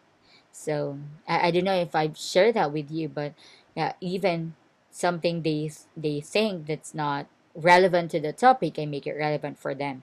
So they will not have, doubt. So even if they're talking about ML and then suddenly I caught them talking to a sitmate, and then I will be able to share it, and relate it to the discussion. They will be surprised, ma'am. I thought that's not even related. So in that case, right, you are not ending up embarrassing your student, but rather, right, he will feel that his ideas are appreciated and heard. So yeah, in that case, just ask them, or what do you want to share? So don't be shy, right? So validate. You have to validate all their answers. You have to recognize all ideas of your students. So in that case, you really need to listen when they recite, so they know, right? And then wait. You have to wait because, right, even a computer needs to boot, for instance, right? When starting. So when you ask a student and he can't, you have to do probing. I mentioned it earlier. You have to apply probing strategy. You have to help him, right, discover the most appropriate answer. So that's what I always do. So instead of sharing it right away, what I do is I give clues and I help them. Yeah, just like what I always say, take your time, it's okay, right? So because they have that, right? If I'm going to apply ism, constructivism here, right, I know you already have idea about this, you have answer to my question, but you need time to think. So that's it. Another one I would like to share based on my experience as well. I handled BPE. Okay, I handled, yeah, future educators of PE from CHK. And then, of course, they're into trainings, and I really regretted something that about giving them my impression, because I assigned him to present. It's Philippine literature class. And then I asked them to present a particular, because it's up to their creativity. How are they going to present something, a literary piece? And then, because our time, I think, started from 6 p.m., so I went to CHK building. And then from afar, I can see topless guys. And then of course, right? My first impression is, so they did not prepare. Were they from the training? Did they just shower? Right? Did they just shower? And then I realized, but of course that's my impression. I thought they didn't prepare. And then when I entered the room, I actually and then they started presenting. I think I was teary eyed that time because the reason they were like that, okay, because they were wearing costumes, because again it's a Philippine literary piece. So in my surprise, I even told him, you know what, I didn't expect at the very beginning, I didn't expect a lot from the class, but I was really, surprised and overwhelmed by the effort they exerted. And you know what, all throughout the semester, our classes during the semester, all throughout, it's like a mini stage play in the room. And you know what, they didn't spend, money for all the props and costumes. What they do, I like their resourcefulness. What they did, they just roam around PUP, because at PUP, right, I mean, even colleges, they just throw their props right around. So maybe you notice that, and or maybe you've done it before, and they just recycle them. They recycle all these props, and then I will be surprised, like, wow, you really prepare for this. And they will say, ma'am, no, nakuha lang namin yan dun sa likod, and so on. So yeah, in that case, that was, I think, my first year of teaching, one day at PUP main. So in that case, you really shouldn't, jump into conclusion when it comes to your students, because they can give you something you really didn't expect. Okay, so thank you. Next would be diversity of learners. So for the contents of this domain, Okay, we have your learner's gender, needs, strengths, interests, and experiences. So, especially now, we have GAD, or gender and development. So, even from DepEd and CHED, they are also asking all teachers to conduct researches regarding this and really understand, right? Because it's a sensitive topic to handle in class. So their needs, strengths, interests, and experiences. Learners' linguistic, cultural, socioeconomic, and religious backgrounds should also be known to the teacher. Their disabilities, giftedness, and talents. This is so important, especially when it comes to reading disability or for example, a student is dyslexic, so you can simply say na mahina yung student because what if is really great in doing other things like drawing, right? Or yeah, doing some crafts. So in that case, you really can say that that student is disabled, right? So well, dyslexia is a reading disorder, right? That you can also what do something to guide the learner, right? For learners in difficult circumstances. Okay, well, in this case, we can say, right, that some of our classmates or we or you are in difficult circumstances at the moment. Also, learners from indigenous groups. For the indigenous groups, when you identify, yeah, that definitely they're diverse, right, and they belong to a different certain group of people in the society, there is really a need to contextualize, localize, and indigenize your instructional materials. My former students, they're now teaching their group in thesis writing created a module. It's a module. I was the one who proofread it. That's why I'm aware of it. They created a module for IP, for Dumagat to be specific. So in that case, it's in English. They're English majors, so it's in English, and all examples, words, for example, the proper nouns used are the usual nouns, right, that they use in their specific IP or indigenous group. So in that case, how do you call your ate? How do you call your teacher? And so, and they use those proper nouns to be integrated into different English sentences. Okay, so next we have domain 4, curriculum and planning. Okay, so in this case, yeah, planning and management of teaching and learning process. This includes, of course, your lesson planning, even your designing of the activities, thinking of your motivation, which is for me one of the most difficult parts, right? In the lesson plan, learning outcomes align with learning competencies. So if you can see, or maybe in the following, in the next activities that I'll be assigning you, right, you will see that there's actual rating sheet or rubric for lesson planning. And as teachers, ma'am, how are we going to not simply achieve smart objectives, right, but also, yeah, well, R is there, so result oriented kind of objectives. So I learned this from the very beginning, from my practice teaching experience, from my critic teacher. I need to always check that every time I will include an objective there, okay, I need to have a particular activity for the objective.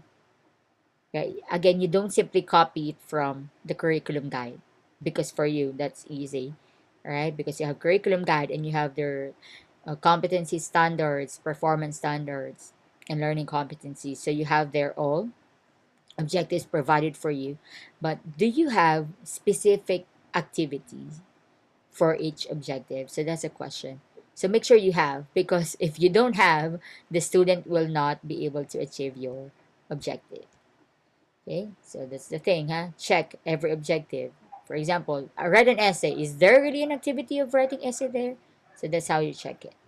So that's, it should be aligned with your learning competencies. So next, relevance and responsiveness of learning programs. Of course, your content from the for your content, right? Springboard, even your springboard should be relevant, even your activities down to your assessment or evaluation activities. We also have your professional collaboration to enrich teaching practice. That's why something, if you can recall, Ma'am Sabrina Ongkiko, right? If you can recall the Kapit Guro, right? The coffee teacher session they do. yeah, it's so important that you also collaborate with your teacher. So in this case, since this is the teaching profession, I'm not the only one who teaches this in the college. That's why the module that I share with you, the PDF, the soft copy of the IM, is actually prepared by many teachers. So in that case, you can, right? Of course, you can share with others. You can exchange LPs, but with modification. Please do not feed the laziness, right? The lazy attitude that you will just simply borrow or use someone else's lesson plan without even modifying it. So you have to modify it. In my case, I share my materials, may that be PowerPoint, examples, everything that I can share. But of course, it is suggested that teachers you need to use modification.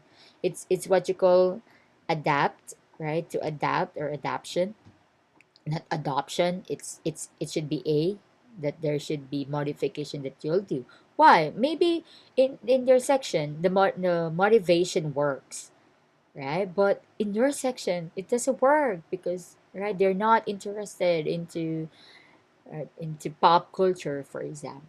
Next, teaching and learning resources including ICT. So it's a must, by the way, right? But well, when we go back to normal, it's a must in your lesson plan, even in the actual implementation of your lesson, to include and integrate both modern and traditional IMs. Not only for Plan B, but even for Plan A. So, ma'am, how are we going to do that? So, for instance, of course, your presentation is on a PowerPoint, but your group differentiated tasks need concrete materials like envelope, cartolina, papers, pair of scissors, scotch tape, and the like. And all these cannot simply be done because not everyone has computer. For example, you can just do it in soft copy. So if you like to do it in an interactive, right, and first-hand experience, you have to prepare those traditional IMs or materials. So that's how you're going to apply it in your practice teaching. Okay, so next domain. Okay, next, assessment and reporting. Okay, so it's composed of the following strands. We have design, selection, organization, and utilization of assessment strategies. So you have to design from the very beginning of your activity. So from your recall. Recall can be of different styles. Recall is not simply what we did, the echoing of output. Well, that's one, right? To some, they even created. You can create games out of it, right? Of the recall part. That's also what my students did from the social studies major. Selection, of course, are you going to use Google Form? Are you going to use Google Docs? Are you going to use paper and pencil test kind of assessment? Next is organization of the questions, organization of what the test type, for instance. Are you just going to use all multiple choice type of questions, or are you going to combine all types of questions like first identification, true or false, matching type, multiple choice, essay, and the like? So, and of course, the important part is utilize it. You have to use it. You have to use your assessment strategies. Another is monitoring and evaluation of learner progress and achievement. So in this case, it includes formative assessment during, right, the discussion during the learning process. You are monitoring. In that way, you can monitor and evaluate their progress. So, for example, from time to time, I ask you, can you give example for this, right? Or what can you say about this, right? So, in that case, right, I can monitor. Oh, you're still there. You're not just still pictures that I can see, but you're still there. So, next is feedback to improve learning. So, whether verbal, right, or nonverbal feedback, at the same time, whether written or oral. Feedback is a must to improve students' learning. So usually I compose, right, a different kind of, a purposeful kind of feedback, right? And I'm always into, verbal feedback, even just initial responses, immediate responses, like when you're talking, because I would like this to simply be a conversation. So you shouldn't be shy, right? You don't feel so nervous about reciting or sharing your ideas. So in that case, from time to time, if you can hear me, I respond like, oh yeah, yes, that's great. So that's simply immediate response. Well, when it comes to 100 ways to praise, have I shared that with you last time? Can you give me a like or act if I share with you the 100 ways to praise? Not yet. Not yet. So you may search for, or you may remind me to post it, but it can be searched, right? Practice being comfortable with 100 ways to praise. Why? Because maybe I've shared with you that just using very good to a student's response is really not okay, right? If you're going to consistently use it. At first, it's fine, right? I mean, at first, you feel very good about your answer, but when your teacher says, very good, Joshua, very good, Janet, and very good, Marin, very good, right? Very good, very, it's annoying, right? You're like the mic in an animated film. So for that's why you need to be familiar, right? And please utilize 100 ways to praise. So great. Oh wow, this is the most appropriate answer I heard, or right. So you can use other perfect bullseye. Awesome. Oh, interesting. So you may use all those, but of course you have to use them appropriately, of course, right? Why? For example, you are at the verge of, you are in your practice teaching demo teaching, and then you you have that enthusiasm, but then the student really didn't give, right, the most appropriate answer, and then because you are so energetic and you say bullseye, you use that term, and then majority of the students are staring at you like, why is that bullseye? And then he didn't even, right, say the most appropriate answer. So in that case, make sure that you're using it appropriately. Okay.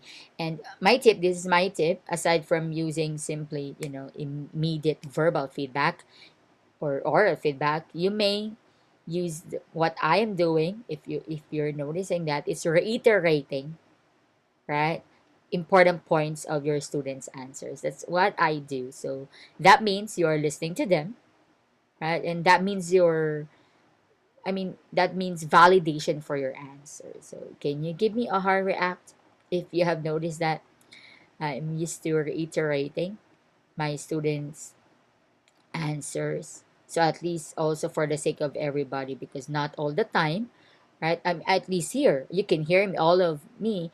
You can hear my voice. Like all of you can hear my voice, right? With the same volume, I hope, right?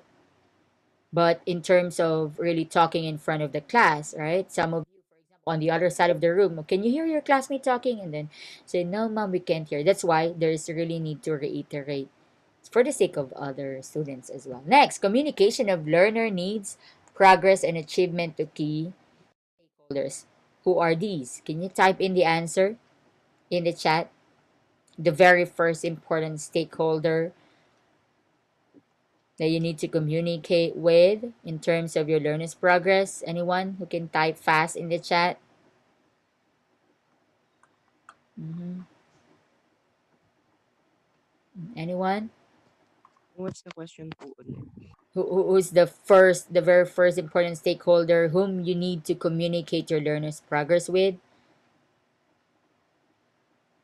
The Anyone? Oops. Okay, they're already the learners. The students are the learners. How about the important people who need to hear the progress of the learners? Correct, parents. Okay, I got the answer. Thank you for typing in.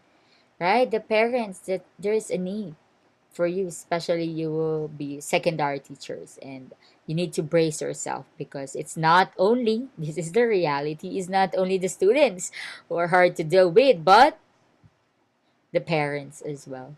So yeah, brace yourselves. There will be some, unexpected issues to raise, right? Or concerns that you will encounter. So just have a brave heart. Okay. We have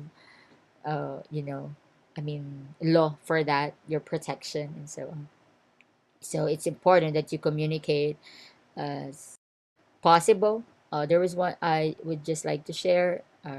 I told you that I'm tutoring an elementary kid, and the parent sent me an email from the student's teacher, actual teacher, and he can see, I can say it's an achievement, right? Because he can see the improvement, okay, on the students' what assessment, and even output, reading ability, socialization skills. He noticed that, and then that's a feedback, right, from the actual teacher to the parent. Okay, and it's important.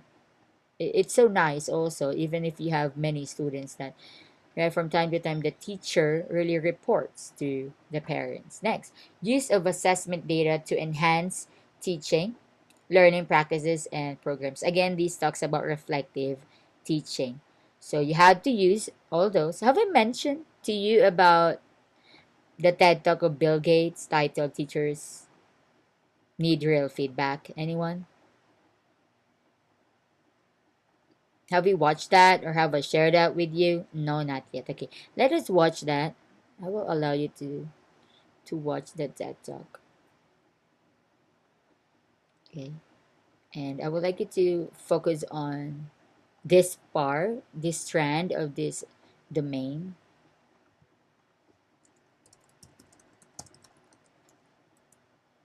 Okay,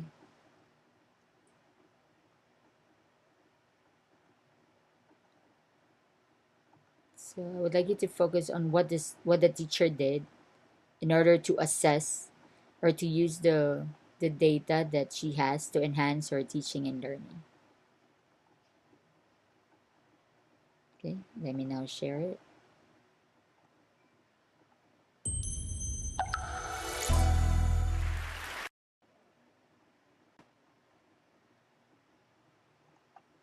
Okay, thank you. Are you on the slide now of the main five? Can you give me like or act?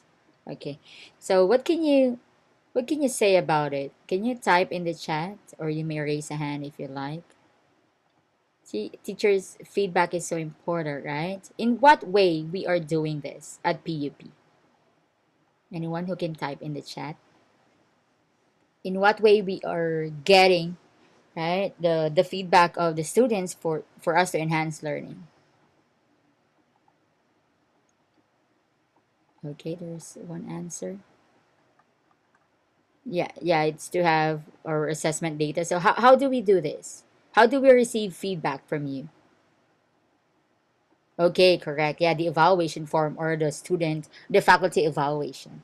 Right, correct. PPSAS. Yeah, that's so right. Okay, so in that case, that's why every time, like maybe like the day to end the semester, I always remind my students to not. I appreciate the thank you, right, comments. I appreciate those, but what are the things that can help me improve more?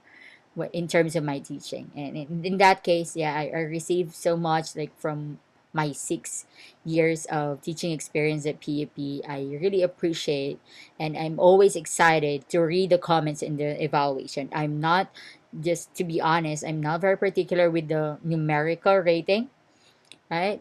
And the verbal interpretation of that, but I'm so excited to read the comments. And that's why I'm sad every time the comments are cut, for example, in terms of maybe printing of the student comments and evaluation. So one time, of course, first year of teaching, I was too, I don't know, maybe because that's my first year of teaching, and I was very strict when it comes to giving, activities and so on. I don't know what part, but maybe I'm so strict when it comes to deadlines during my first year teaching. And I received a comment in all uppercase, I don't have consideration. And then in that, from that, I change it. I change it to, allowing my students to decide on when they would like to submit their output. Even until today, I always ask my students to decide as the majority, right? So it's not simply me, right, taking part of the assessment process, but also my students. So for example, I ask you, okay, would you like us to have a maximum of six, or minimum of six meetings, or right, or when do you like? Well, in this case, I hope, may I receive an honest feedback right now. Is the deadline, like the 1 week or maybe 2 weeks, right, preparation for the or the compliance of the activities? Is the deadline or due date enough? Anyone? Given the days, not including, of course, the procrastination, but in terms of the reality, yeah, I receive a heart. Thank you, Ma'am Ruth. How about the others? Okay, yeah, I really need to know if it works, especially 1 week of asynchronous. I hope that's enough, right? That's enough. Well, thank you for that. That's enough time to yeah, to give you time not only for our assessment activities but also for your other courses assessment activities, so thank you.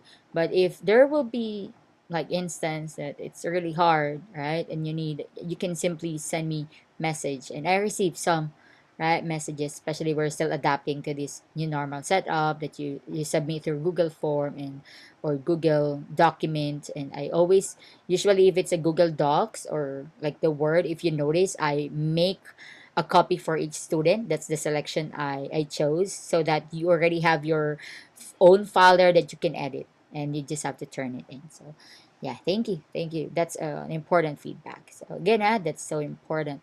So when you conduct your practice teaching, you'll also notice that, or maybe you've done this before, right, with your pre-service teachers, that they ask for just a short feedback, right? But usually it's more the appreciation. Well, they're good things, right? But what are the things that we can improve more in our teaching? Okay. There's one I would just like to share. Another uh, two opposing comments I received in the student evaluation. At first, they would say, "Ma'am, let us do the talking, because I'm really talkative in the class. That even when you are reporting and you're presenting in front, or you're taking over."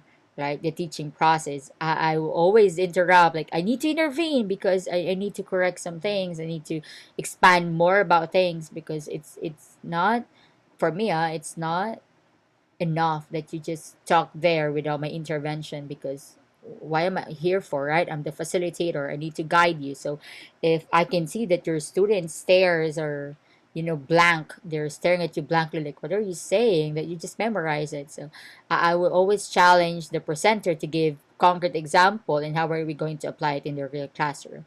Another is, and the opposing comment is, "Ma'am, you're not talking, we're doing the talking," and so on. So that's the same semester, and then I told myself, like, where am I going to stand? Like, do you want me to talk, you don't want me to talk, and so on. But as time passes, I realize I need to be very sensitive, because at some point that I interrupt, my students experience mental block. Okay, and then they forgot what they need to say, because, or at some point I preempt what they need to say, what they were really saying, and then they say, "Mom, wait, I will talk about it." So then I will apologize, I will say sorry, and let them speak. So, but in terms of, because I don't like dead air, so in terms of them still thinking of examples, I'll be the one to elicit examples from the students. So that's my technique. Next. Okay, domain 6. Let's go to domain 6. Okay, it's now the community linkages and professional engagement.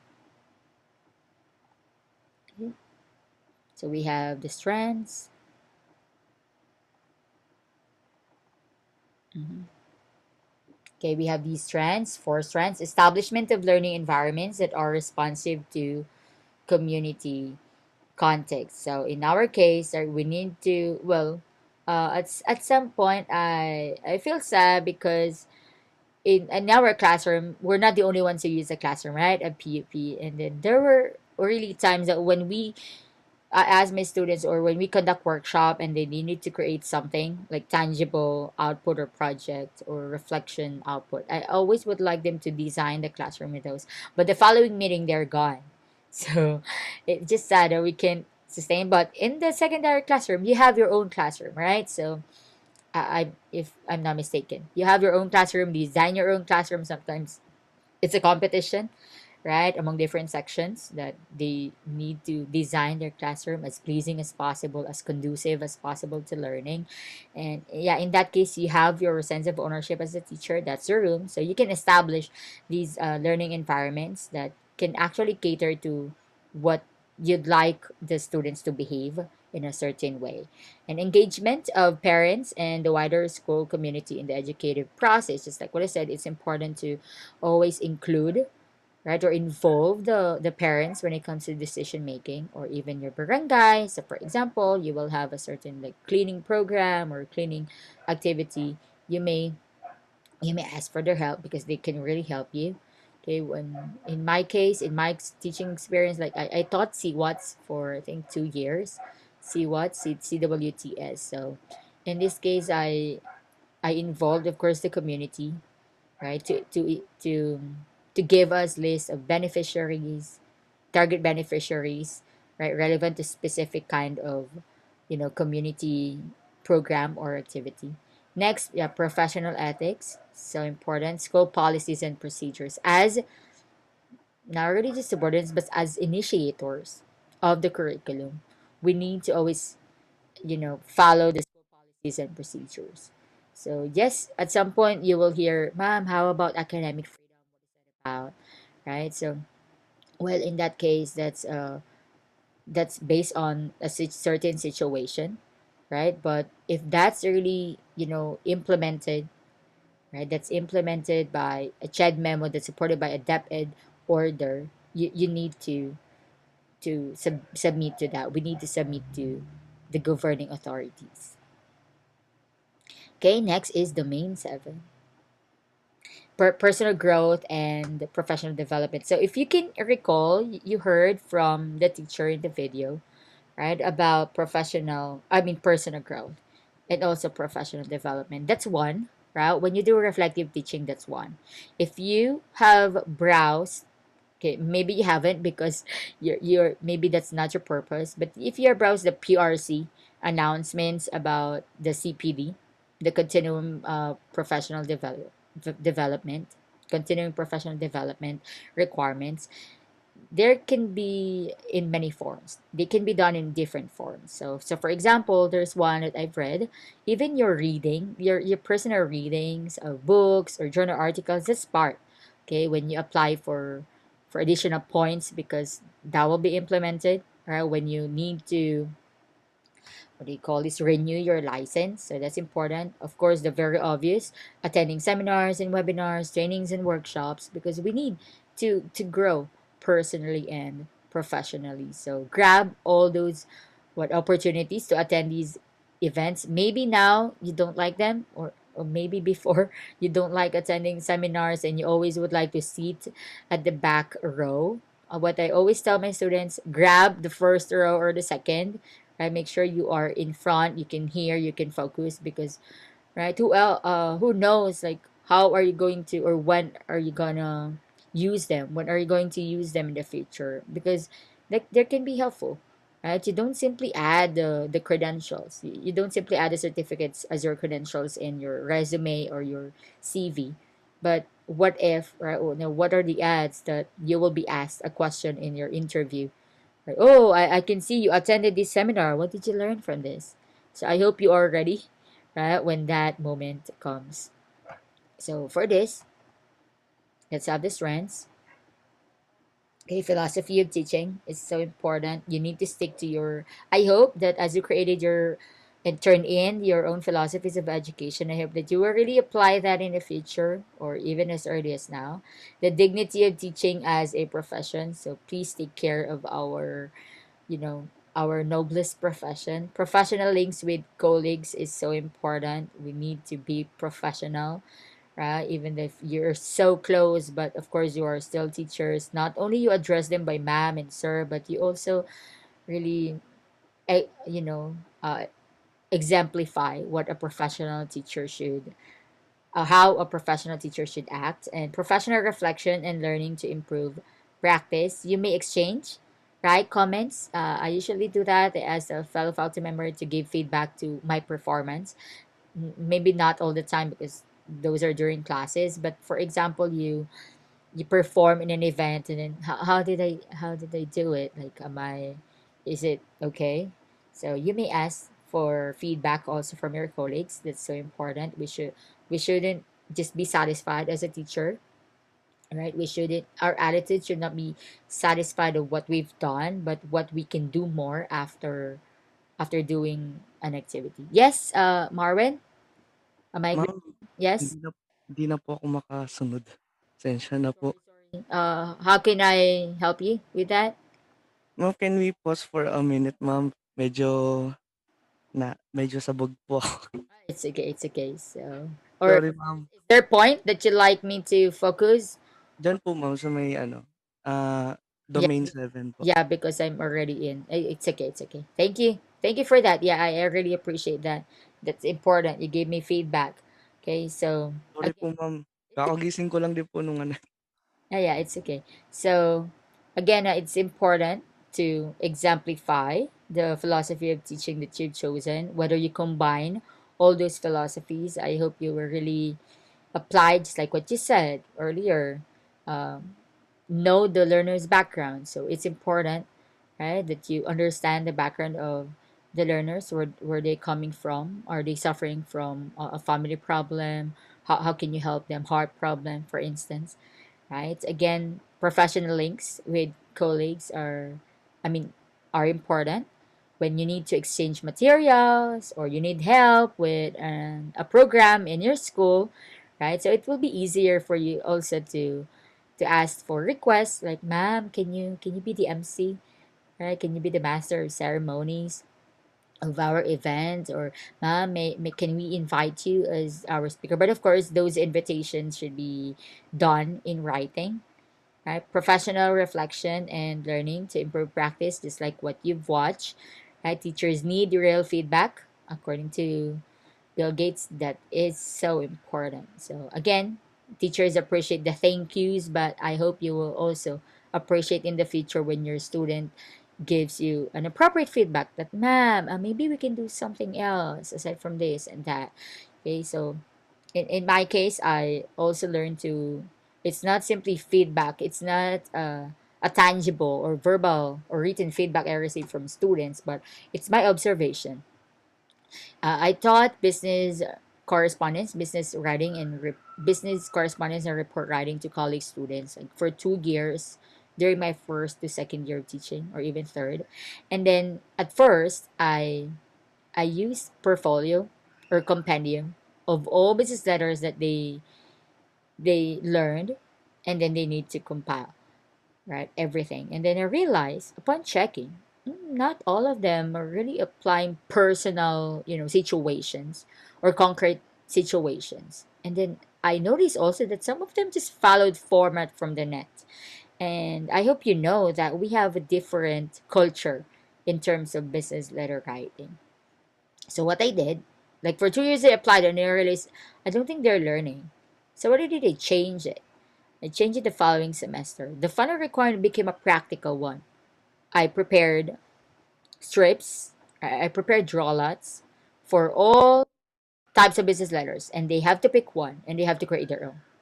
It will be somewhat tedious for me to check, but at least I know this time, I know that they learn something.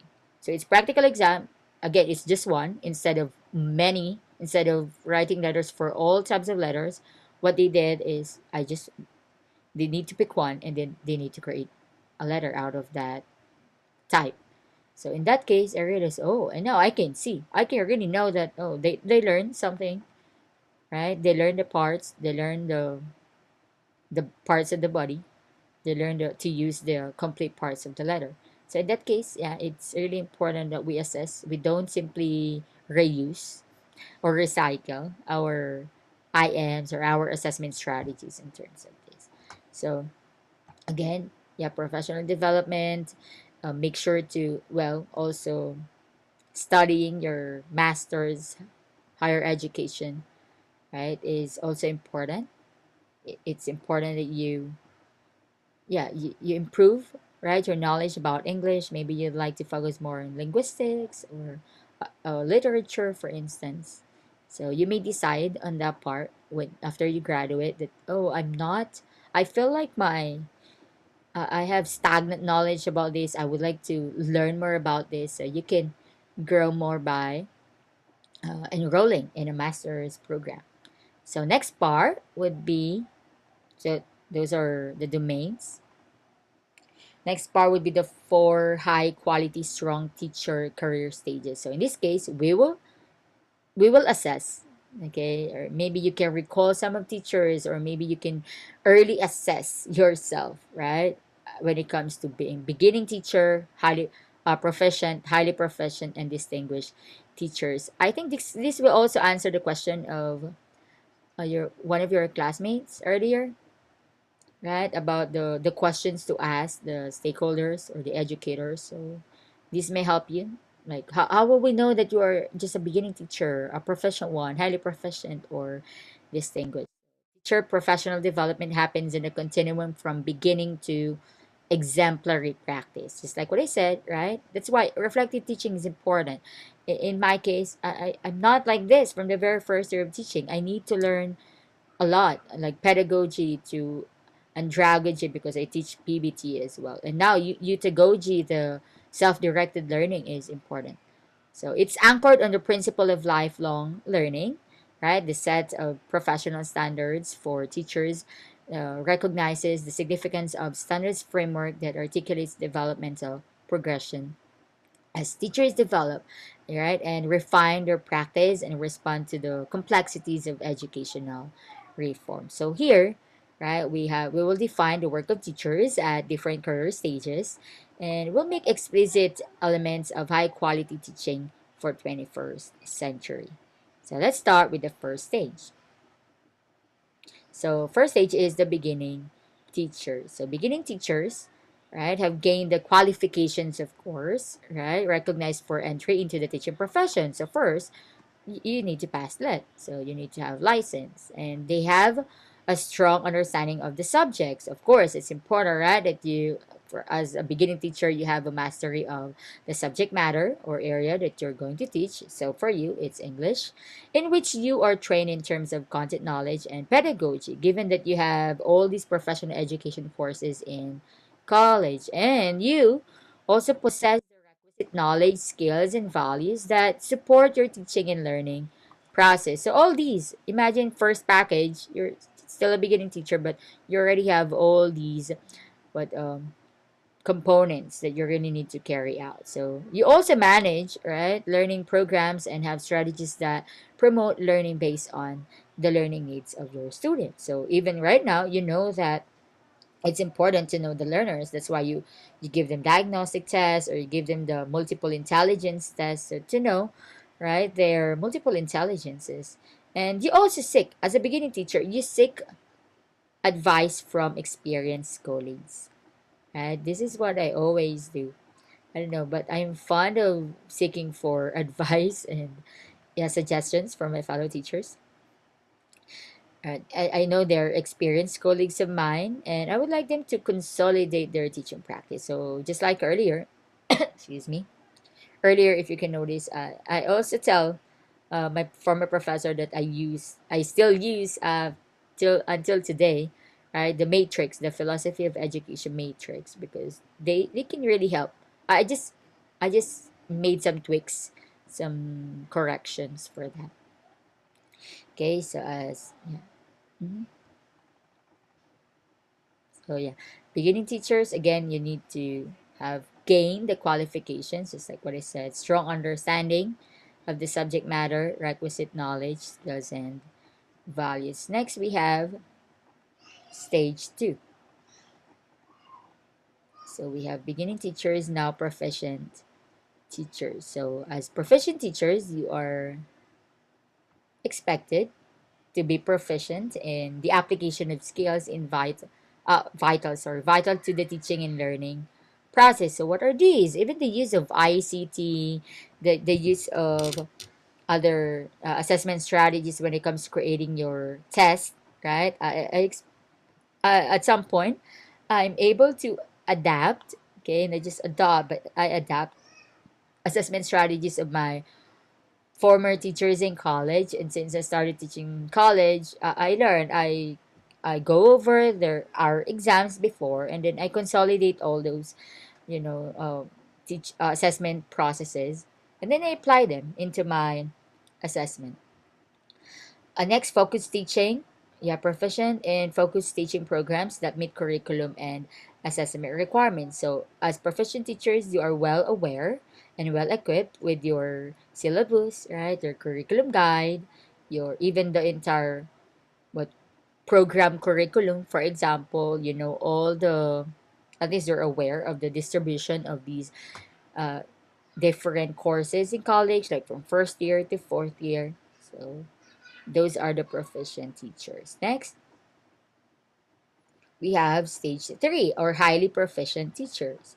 So you are considered, or if you would like to be a highly proficient teacher, you need to be highly proficient in high education focused situation cognition.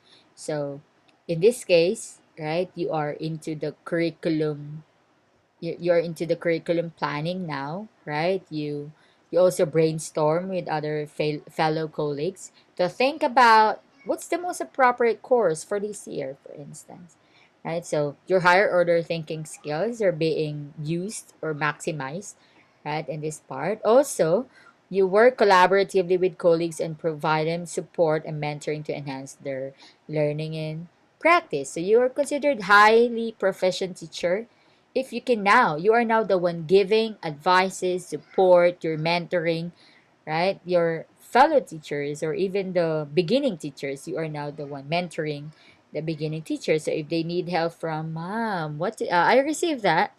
I don't know if I can be consider this, but just based on experience, I received a comment because what do you call this? I came across a story, I mean, my day or IG story of my fellow teacher at PUP. And then he felt so sad. I think you see? Okay, or she felt so sad about the cheating incident in her class. And then, of course, it's so heartbreaking, right? So what I did, I suggest my strategy in terms of doing that. And I'm not certain. Maybe I can ask her later if she utilizes it and if it works for her, because for me it works. So I don't know if I apply that. I don't want to preempt because I will use that, right, in some of our activities. So, or tell me if I need to share it or not. Or maybe I can share it now. Can you tell me? Can you give me this heads up? Mom, go share it. It's fine. Okay, so let me share it. Thank you for the like. Okay, what I do is I give reflection part of the test. Okay, I started using that when I noticed that my students are so obvious in terms of cheating.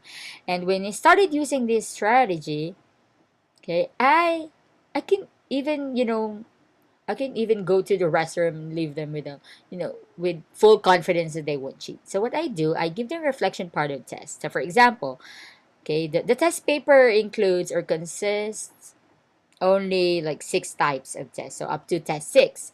And then I will announce like before the time, I will announce, okay, are you ready for test 7? And then they will be surprised, right? They will say, mom, what, there's still test 7 and so on. And then but in that test, the test 7 said, it's simply a reflection part. I will give them 2 minutes to reflect. Okay, 2 minutes to reflect. Okay, assess yourself. If you cheat, by all means, right? Cheating includes your desire from your mind that you like to cheat. That's already cheating. Even if you didn't put it into practice, you haven't applied it, you haven't looked at someone else's paper, you haven't given your answer to someone, that's already cheating. It starts in the mind, it starts in the heart. So if you have, right, that desire, it starts with the desire. If you have the desire to cheat, that's already cheating. So, and then just reflect 2 minutes. You will not do anything. You will not write anything. And then after 2 minutes, I'll tell them, okay, are you done reflecting? Okay. And then one will even ask, ma'am, does this include all our cheating experiences even before? Even not during this class? Or it's up to you. I told them, it's up to you. If you like to confess now, it's up to you. So what I will do, Again, you don't need to write anything. I mean, you don't need to explain anything in the paper. After the reflection, the 2-minute reflection, I will ask them, if you believe that you cheated by all means, okay, deduct or write -3 on top of your, on the upper right corner of the test. Okay, I will not look because I will just, usually we will check as a class, and then like after the reflection, we will check as a class, and then I will just ask them to shout their scores, but I won't be checking who cheated or not. So in that case, -3. And then they will do it. You have to give them time. Then after them writing the deduction, I will ask them, okay, how about those who answered with all honesty, right? And then they will be, I will say, okay, of course, you will receive reward, right? And then they will shout, yay, because they thought it's plus point. Usually, it depends. It depends on, not really my mood, but it depends on the need of the plus points. So if there's a need for plus points, I will ask them, okay, now if you believe that you did not cheat by all means, right? +5 or +3. It's up to you as a teacher. Okay. But usually, this is the real test. Usually I will tell them, okay, for those who did not cheat by all means, you will receive your reward. And they thought it's plus, but I will just tell them, let me tell you, you already received your reward in heaven. And I think that's better than plus points, right? And they'll say, yes, ma'am, yes, ma'am. So in that case, after that, proven and tested, after that, they don't cheat anymore. And I'm so happy.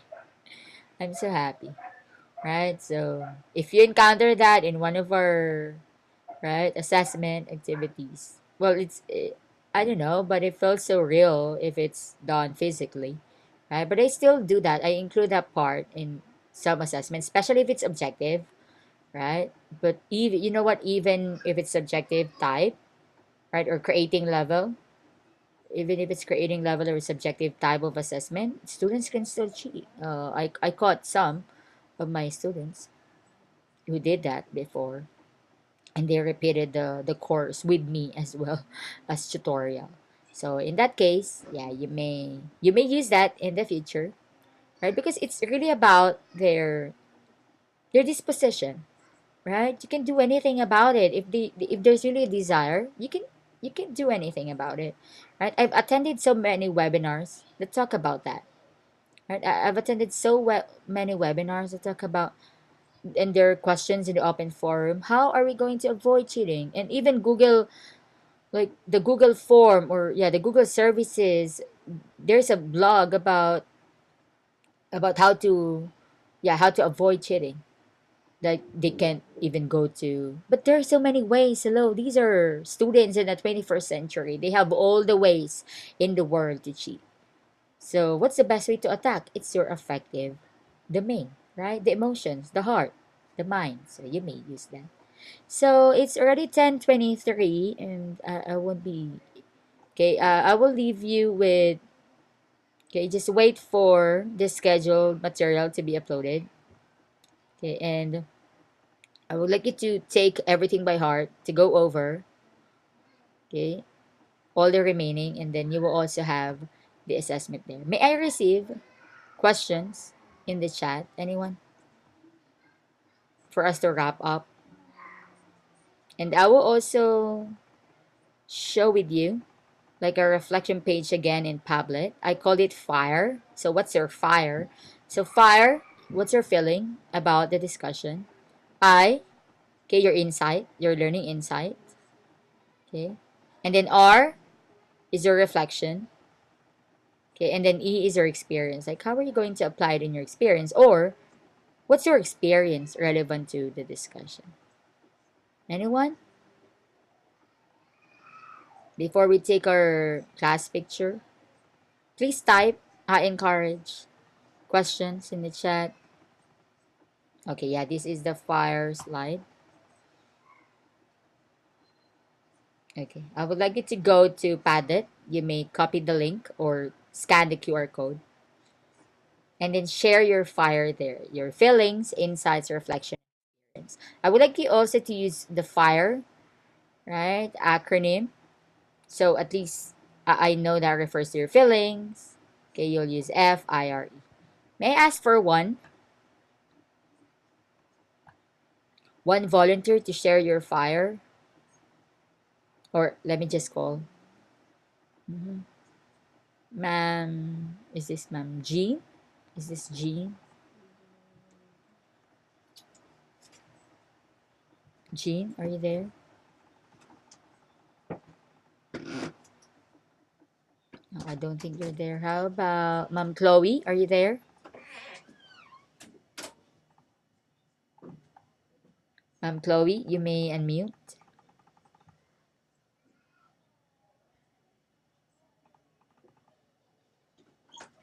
Are you there, ma'am? Ma'am Steph?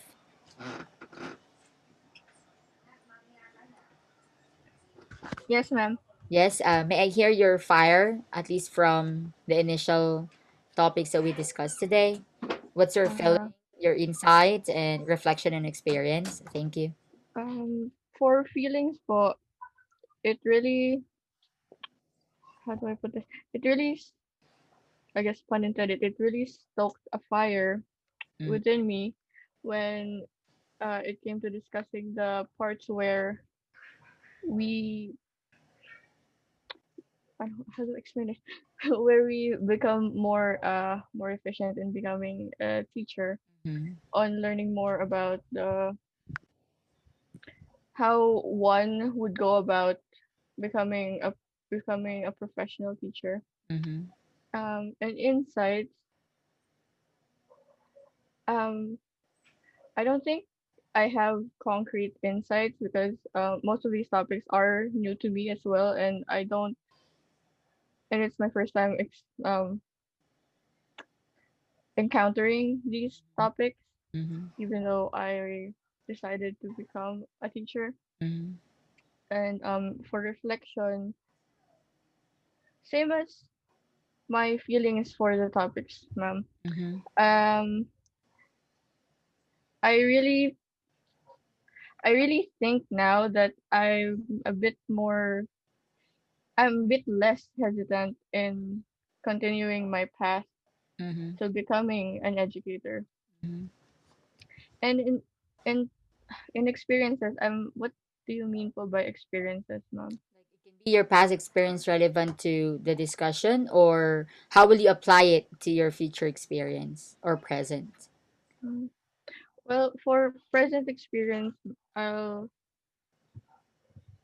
I'll try to, because as of right now, I'm already trying to formulate a proper approach Mm-hmm. if I ever do have a class of secondary students. Mm-hmm. And uh I'll definitely go back to our lesson Mm-hmm. today for when I graduate, or for when I do eventually become a teacher. That's all. Yeah. Thank you, ma'am. Thank you, Ma'am Steph. So, okay, ha, all the tips I'm sharing, all the techniques and strategies, okay, they're available to you. You may use them, or from time to time, you may also send me personal message. Okay, ma'am, what was the thing you did in our class? So, usually I receive that. Okay, I received a request on Messenger, and my students are asking for my motivation and all these activities. You may ask me, like when the time comes. So I'm just here. Okay, so let's take our class picture. Can you turn on your videos? Okay, we'll take the class picture. I understand that you really need to turn off your video because of the connection. Okay, yeah, thank you. Okay. So let's smile. One, two, three, smile. Okay, let me check. Okay. Yeah, we're done. God bless you all. See you. And just wait for the assessment activities in the Google Classroom. Thank you, ma'am. Thank you. Thank God you, bless. ma'am. Thank you Thank po, you po, Salamat ma'am. po. ma'am. Po. Thank you Thank po. Pasensya you. na ma'am, pagod.